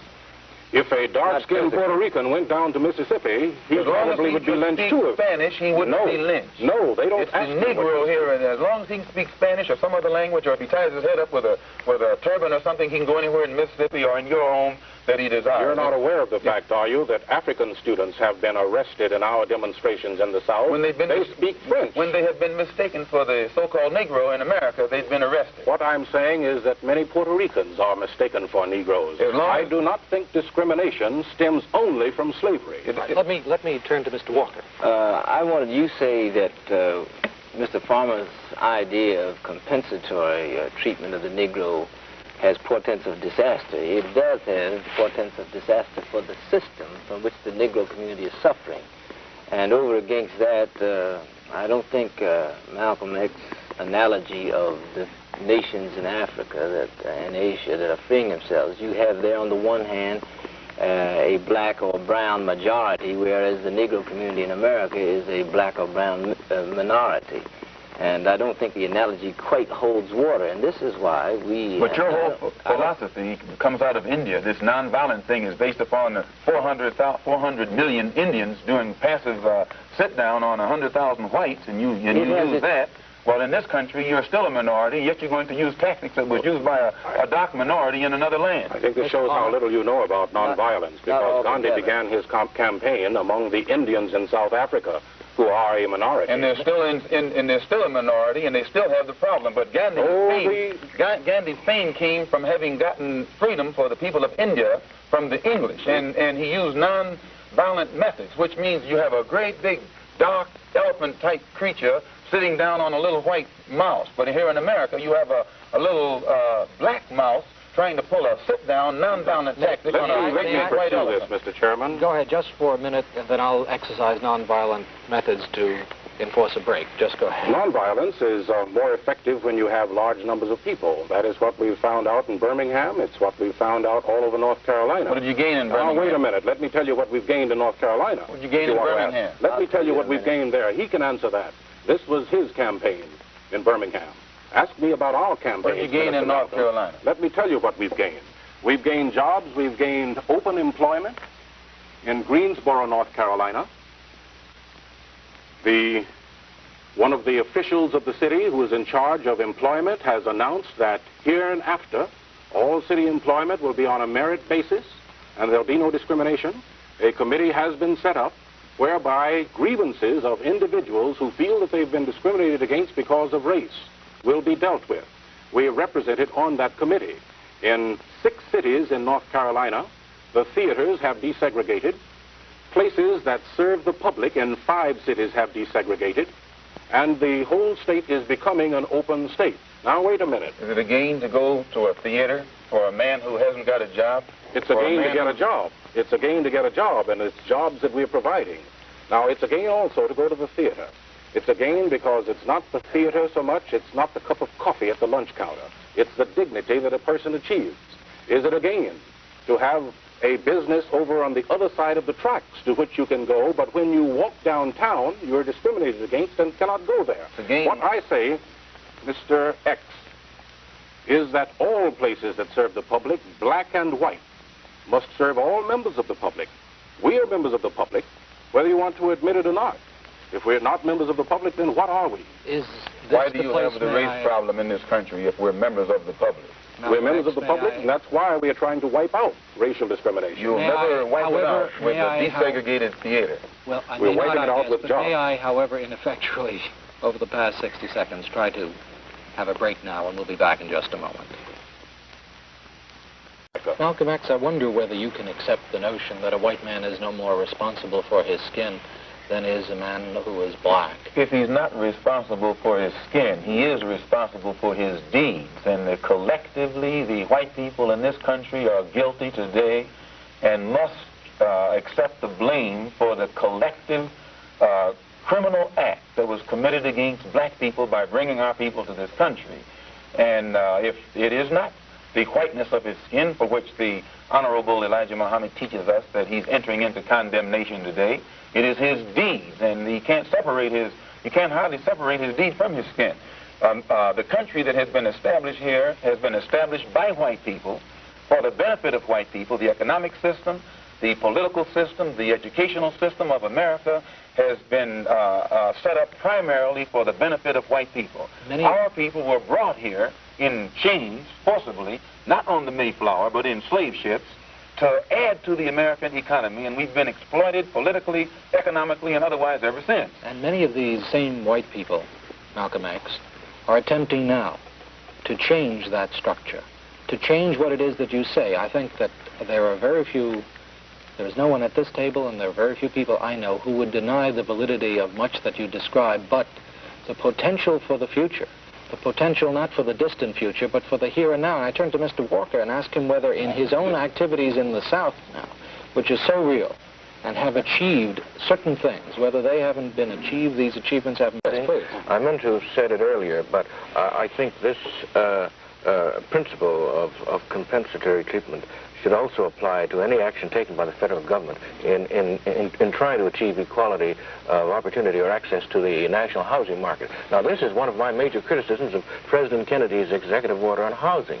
It applies only to housing to be built from the date of the order and future federally financed housing, whereas to give the Negro people of this country a fair break and really a chance to get into housing and to get out of ghettos, he should have included all housing that had been constructed with public funds. That's right. All federally financed housing should have been included, but he didn't. And this is what is frequently happening. When the Negro makes a gain, the gain starts as of now. But isn't this something less? Because the Negro didn't make the gain. See, as long as someone is giving you something, he can always take it back. And this is the mistake this is where our people are making the mistake. We are sitting, waiting for whites. Nobody gives the Negro anything. I don't mean it in that sense. Either in court or out of court, we've been sitting and waiting for the man to give us some concessions. Now, whenever you ask if you're asking the white power structure for jobs, that's only a temporary solution. If you ask the white power structure for housing, that's a temporary solution. As Mr. Farmer said, where the Negro used to ask for equality, now he's asking for more. He's asking for more than equality. Well, likewise, if they give us more than equality, 10 years from now, we're going to be asking for more than that because the problem has still not gotten a real solution. Mr. Moderator. Just one moment, let me finish what I'm going to say. As long as we accept a temporary solution, the problem will go unsolved. It'll be solved for you and me right now, but not for our children. If the black nations in Africa, most of which have a less number of educated Africans than exist among black people in this country, yet they can establish their own independent nations and try and create a future for their people, then Mr. Muhammad says, here in America, there are enough black people who profess to be educated, and with all this talk about equality with the white man, if we're equal with the white man, why can't we separate from him and set up our own government and go for ourselves and solve our own problems? Mr. Farmer, if we can stick for a moment to this notion of compensatory action, and it just seems to me, and I don't want to pursue this further, but it just does seem to me that the president isn't denying the validity of the action, of mass demonstration, of what has taken place on the part of your movement, Mr. Walker, your movement, Mr. Farmer, but rather is saying this must now be institutionalized, which is what I should imagine you gentlemen would want. But you can't compare the revolt of farmers with the revolt of black people in this country, because if the farmers are revolting over more or less corn, which is in no way involves the Constitution or what this country is supposed to stand for, but the black man in this country is supposed to be getting freedom. The country is supposed to be based on that. Democracy, freedom, justice, equality, and all that stuff that they teach us in school. And now, why should the black man have to go to court to get freedom when a white man in this country is free when he's born? Why should the black man need some legislation to prove that he's a human being? when you don't need any legislation to prove that whites are human beings. So I make this point because, to come right back to my initial statement at the outset of the program, you will never get real freedom and recognition between black and white people in this country without destroying the country, without destroying the present political system, without destroying the present economic system, without rewriting the entire Constitution. It'll be a complete destruction of everything that America supposedly stands for before a white man in this country will recognize a black man as something on the same level with himself. And this is why the Honorable Elijah Muhammad teaches us that the best way to solve the problem is complete separation. Let the black man, those of our people in this country who want to, have a country of our own where we can go and stand on our own feet and solve our own problems and not have to continue going to court or waiting for some politician to legislate for another 100 or 2 years to prove that we're human beings. Mr. Moderator, I've discussed this with Minister Malcolm before, and after seeing Mississippi and Alabama close up, I'd be glad to give him those states if it were within my power to do so. Yet, as I think I've said before, why Mississippi Malcolm, and Alabama? As I've said before, Minister Malcolm, the thing that bothers me about your idea of a black nation within a nation, presumably if it can be effected then, is that if the white man hates us as much as you say he does, what a target would make if we were all together. All right. His deeds. Okay, well, now let's see. Okay, if he hates us that much, then I would hate to be all gathered in one place. I'd rather be dispersed throughout this nation. He could drop one controlled atom bomb and wipe us out. He could strangle us with a net of... He's wiping you out. He could strangle us. Secretary May I finish? He certainly did. But he could strangle us with an economic noose around our neck. Strangled already. All right, your own gentlemen. I would rather be dispersed, Minister Malcolm, and I think then I would make a poorer target. You know, if you're all together, one gun can shoot you. Harlem is all But if you're together. scattered. Washington D.C. has already become Washington D.C. has already become an all-black city. This is why Harlem is being strangled economically, I think now, and this is why this summer we plan to have task force people, volunteers, working in key sections like Harlem, the Bedford-Stuyvesant area, and Newark, New Jersey, to tackle these slums and to organize the tenants for possible rent strikes against the terrible conditions that exist there. I hope I haven't put anybody on the spot. I'm not intending to try and stir you up and make you do something that you wouldn't have done anyway.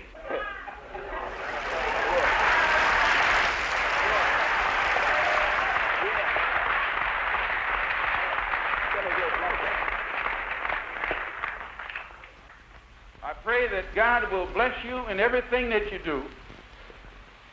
I pray that you will grow intellectually so that you can understand the problems of the world and where you fit into in that world picture.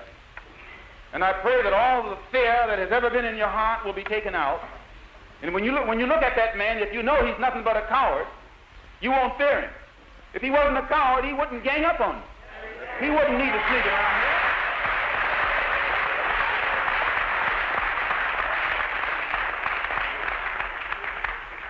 This is how they function. They function in mobs. That's a coward. They put on a sheet so you won't know who they are. That's a coward. No. The time will come when that sheet will be ripped off. If the federal government doesn't take it off, we'll take it off.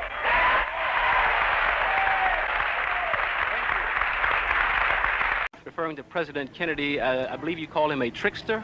He has to be a trickster. Even if he's the president, that doesn't stop him from being a trickster if he's making tricks. Anytime a man running for president tells Negroes what he's going to do for them when he gets in office, and after he gets in office, he has time to do something for everybody else except the people that put him in office, he tricked the people who put him in office. He has the time to take a stand against U.S. Steel, against Castro, against Khrushchev, against Laos and South Vietnam and all these other places all over the world. But when it comes to time to correcting the injustices that are being inflicted against Negroes in this country, Kennedy sits up there like Nero. He's fiddling while Birmingham is burning. Malcolm X, I want to talk with you briefly about your affiliation with Cassius. How long have you known him? About 3 years. And have you been advising him as far as his religious affiliations are concerned? Well, no, I don't give advice to anyone. He's my brother and my friend. I express what I know and understand around him, but he has a mind of his own and understanding of his own. Did he feel that, he tells me that he felt that his affiliation with the Muslim religion had a great deal to do with his winning. Yes, as a follower of the Honorable Elijah Muhammad in the religion of Islam, it definitely had everything to do with his victory. It gave him the confidence that was necessary to be the winner. Malcolm X, you were involved in a controversy some months ago with your leader. Is that over? Well, I've been silent for the past 90 days because of some statements I made concerning the President of the United States, which were distorted. They were distorted? And yes. What did you say, Malcolm? Well, I said the same thing that everybody says, that his assassination was the result of the climate of hate. But only I said the chickens came home to roost, and which means the same thing. Climate of hate means that this is the result of something. And when I said chickens coming home to roost, I said the same thing. But you did not say that you were glad the president was killed. No, that's what the press said. What would I look like saying that I'm glad the president was killed? Malcolm, this was your first public statement in that 90-day period, is it not? First time I opened up my mouth in 90 days. That's why I'm talking so fast and so hearty. You feel, however, that we're making progress in this country and worldwide? No. I will never say that progress is being made. If you stick a knife in my back 9 inches and pull it out 6 inches, there's no progress. You pull it all the way out, that's not progress.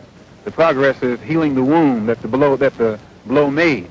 And they haven't even begun to pull the knife out, much less try and heal the wound. They won't even admit the knife is there.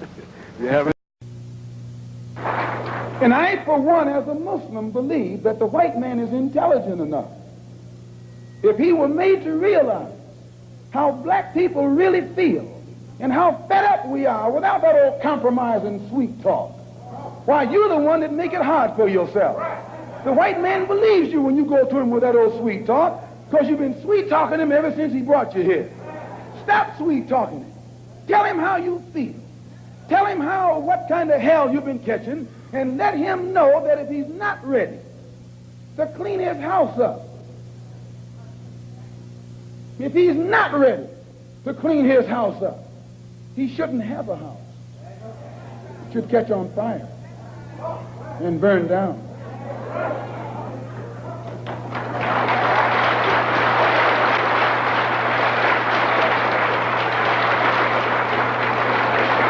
Muslims, we identify ourselves with the dark world. So we're not any minority. We're part of the majority, and the white man is the minority.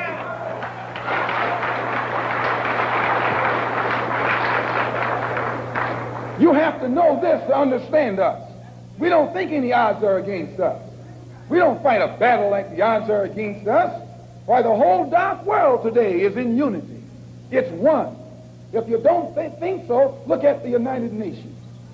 When the dark world votes, they vote as one. They get the colonialists out of Africa and out of Asia, telling them to get out. They don't have any nuclear weapons, but they got a solid, united voice, and their unity alone is sufficient to drive the oppressor and exploiter of their people out of their own country. You and I need to learn a lesson from that right there.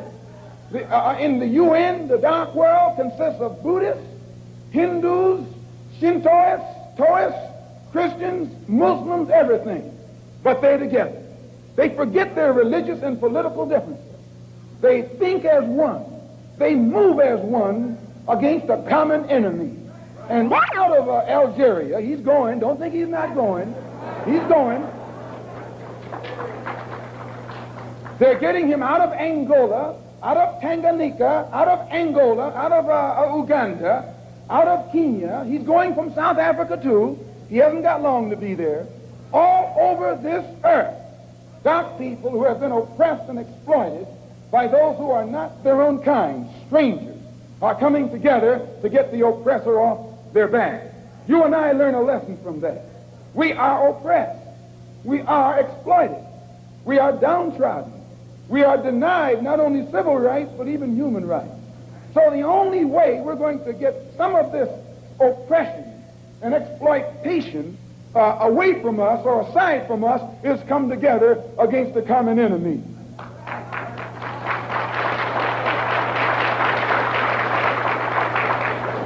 When they sat down at the Bandung Conference, everyone there had this in common: a dark skin. Some of those who were sitting there were socialists, some were communists, some were capitalists, some were Christians, some were Buddhists. They were everything. for all of them was dark skin. And they looked at that dark skin and agreed that this is one thing they had in common. There's great interest in the fact that you have joined the Muslim religion. How long have you had this interest, Cassius? Oh, for the past 6 years, I would say, after hearing a lot of teachings on Negro history and who we were before we got here, and 1 and 1 makes 2. You feel your affiliation with the Muslim religion, being a follower of the Muslim religion, had something to do with your winning the championship? Well, I would say so. My religion is the only thing that I can give me credit for pulling me through, because 99 out of 100 seemed to see no possibility of me winning. The newspaper reporters and everybody all over the world condemned me. They said it would be a mismatch, and couldn't nobody believe it. So my prayers to Allah and faith in my religion, living a clean, righteous life, I have to say that's what pulled me through. Malcolm X, I want to talk with you briefly about your affiliation with Cassius. How long have you known him? About 3 years. And have you been advising him as far as his religious affiliations are concerned? Well, no, I don't give advice to anyone. He's my brother and my friend. I express what I know and understand around him, but he has a mind of his own and understanding of his own. Minister Malcolm, you have suggested that there are all kinds of movements in Harlem growing that you and I don't know about? Oh, yes. Frustration itself has been sufficient, all that was necessary to make Negroes realize the importance of banding together. And Negroes are banding together. Banding together in what kind of movements? Different kinds of movements, all kinds of movements, and they remain almost invisible. They remain almost unknown, but yet they are there. When I say invisible, I mean invisible in the sense that their existence is unknown, and no matter how much you try and track them down, you can't find them. And never try and find them through the Negro leaders. The Negro leaders are famous as apologists. If you recall, one of the most famous Negro leaders in 1959 was asked by you about the black Muslim movement. And he said he knew nothing about it. And the next moment you flashed a picture on the screen with him shaking hands with me. So if you will recall. So this is their policy. This is their attitude or their reaction. They never know what's going on in the Negro community. And what form will the activities of these various so-called invisible movements take in Harlem this summer? An example. Commissioner Murphy.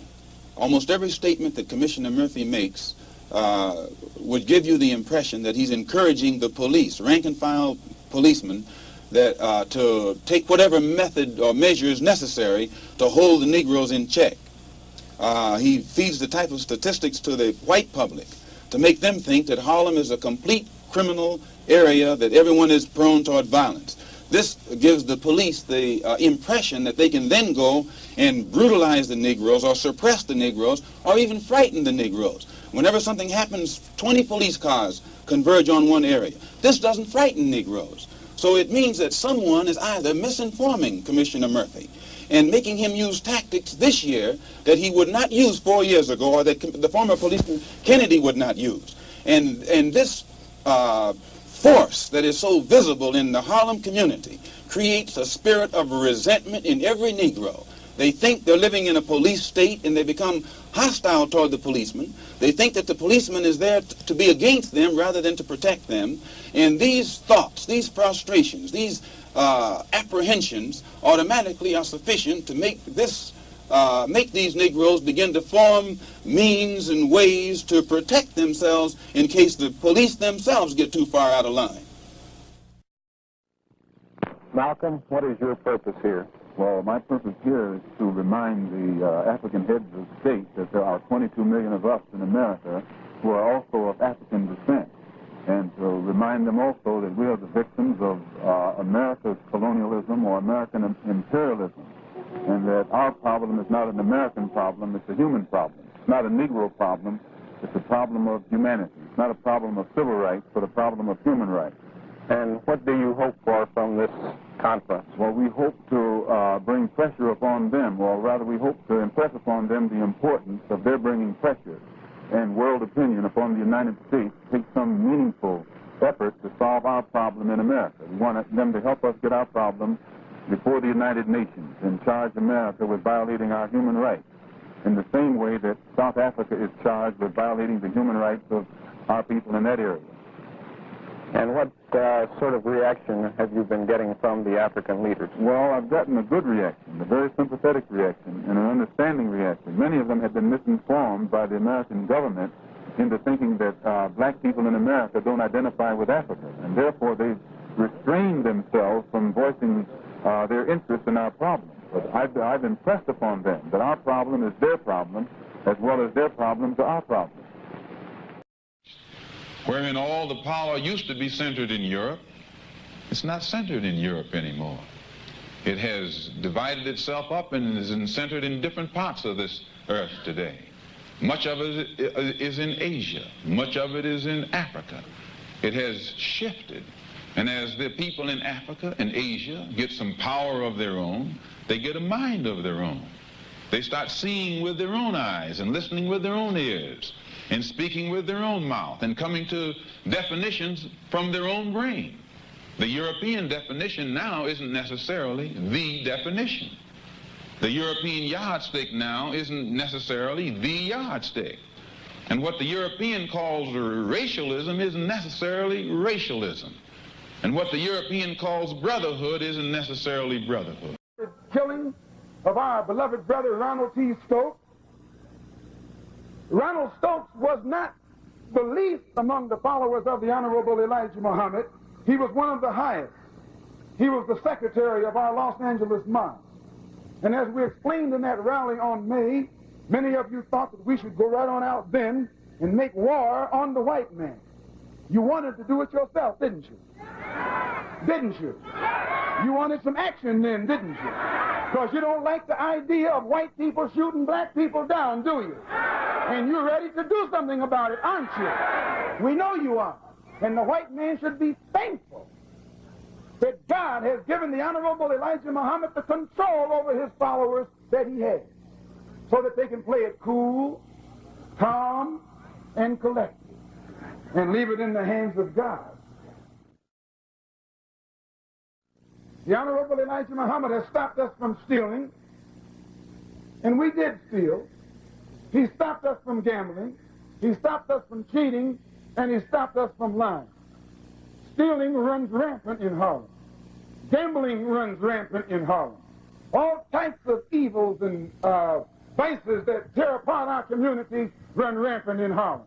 The Honorable Elijah Muhammad doesn't condemn the victim. He goes to work on the victim. He doesn't say that all of you should go to jail because you have fallen victim to the evils that white man has brought into the community. He teaches you and me the religion that God has given to him as the only cure for the evil habit the white man has brought here among us. Profanity, you don't find it among Muslims. He stopped us from using profanity, from being boisterous, from being rude and loud, and encourages us to be courteous, mannerly, and to exercise discipline and respect for authority at all times. He teaches us to obey the law, to respect law enforcement officers, as long as these law enforcement officers respect themselves and respect the law that they represent. The Honorable Elijah Muhammad has eliminated laziness from among his followers. He teaches us to be thrifty, channel our money that we earn in an intelligent direction. He has taken us out of the tavern. We don't throw our money away there. He has taken us out of the bars and the nightclubs. We don't throw our money away there. We don't stand on the corner now without a job. When you become a Muslim, he makes us get a job. He makes us go to work. He makes us exercise or exert energy in our own behalf. And all of this type of teaching that the Honorable Elijah Muhammad is doing among the black people in this country has been instrumental in producing a new type of people, a new thinking people, people with a new action, a new attitude, and a new behavior. And even the worst critics of the Honorable Elijah Muhammad, though it hurts their heart to do so, have to admit that he has made better people out of those of us who follow him, better than we were before we became his followers.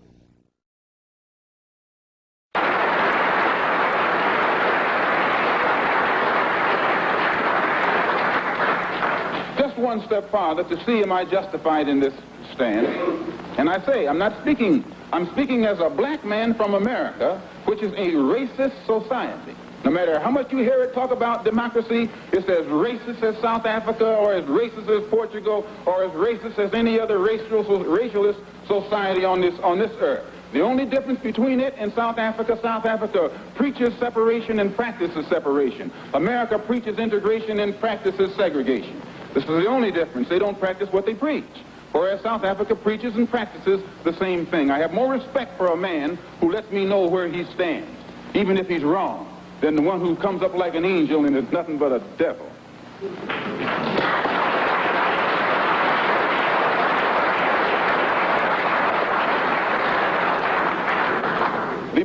The system of government that America has consists of committees. There are 16 senatorial committees that govern the country and 20 congressional committees. 10 of the 16 senatorial committees are in the hands of Southern racialist senators who are racialists. 13 of the 20, this was before the last election. I think it's even more so now. 10 of the 16 committees, senatorial committees, are in the hands of senators who are Southern racialists.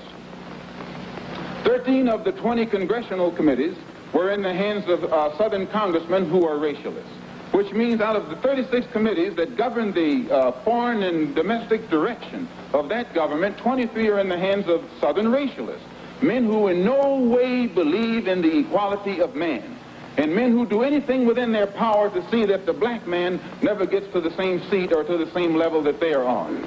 The reason that these men from that area have that type of power is because America has a seniority system. And these who have that seniority have been there longer than anyone else because the black people in the areas where they live can't vote. And it is only because the black man is deprived of his vote that puts these men in positions of power that gives them such influence in the government beyond their actual intellectual or political ability, or even beyond the number of people from the areas that they represent.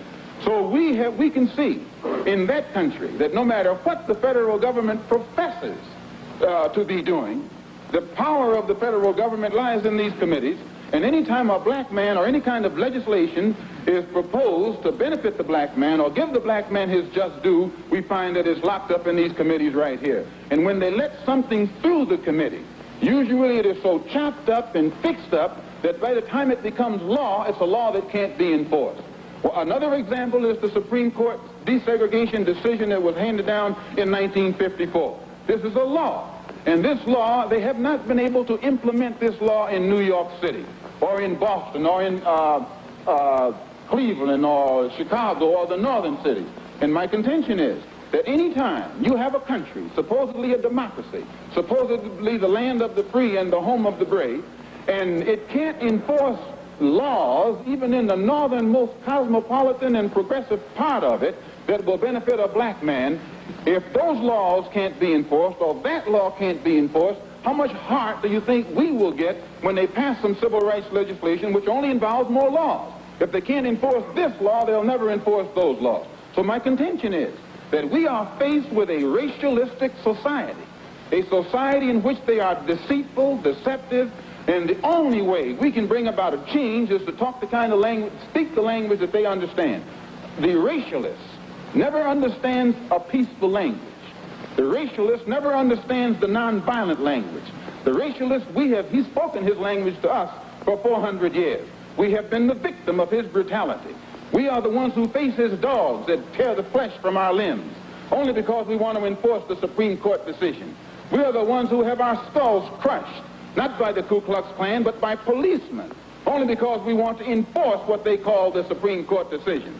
We are the ones upon whom water hoses are turned with pressure so hard that it rips the clothes from our backs. Not men, but the clothes from the backs of women and children. You've seen it yourself. Only because we want to enforce what they call the law. Well, anytime you live in a society supposedly based upon law, and it doesn't enforce its own law because the color of a man's skin happens to be wrong, then I say those people are justified to resort to any means necessary to bring about justice where the government can't give them justice.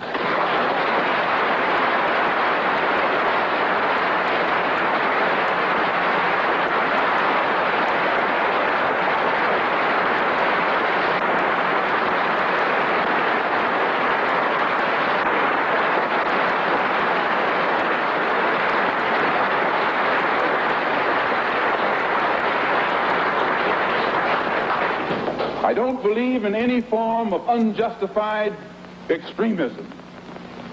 But I believe that when a man is exercising extremism, a human being is exercising extremism in defense of liberty for human beings, it's no vice.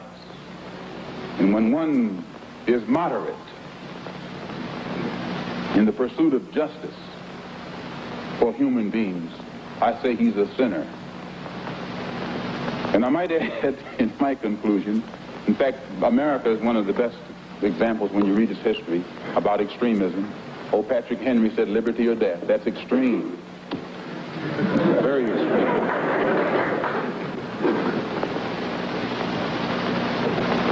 I read once, passingly, about a man named Shakespeare. I only read about him passingly, but I remember one thing he wrote that kind of moved me. He put it in the mouth of Hamlet, I think it was, who said, to be or not to be. He was in doubt about something. Whether it was nobler in the mind of man to suffer the slings and arrows of outrageous fortune, moderation, or to take up arms against the sea of troubles and by opposing, end them. And I go for that. If you take up arms, you'll end it. But if you sit around and wait for the one who's in power to make up his mind that he should end it, you'll be waiting a long time. And in my opinion, the young generation of whites, blacks, browns, whatever else there is, you're living at a time of extremism, a time of revolution, a time when there's got to be a change. People in power have misused it, and now there has to be a change, and a better world has to be built, and the only way it's going to be built is with extreme methods. And I, for one, will join in with anyone, don't care what color you are, as long as you want to change this miserable condition that exists on this earth. Thank you.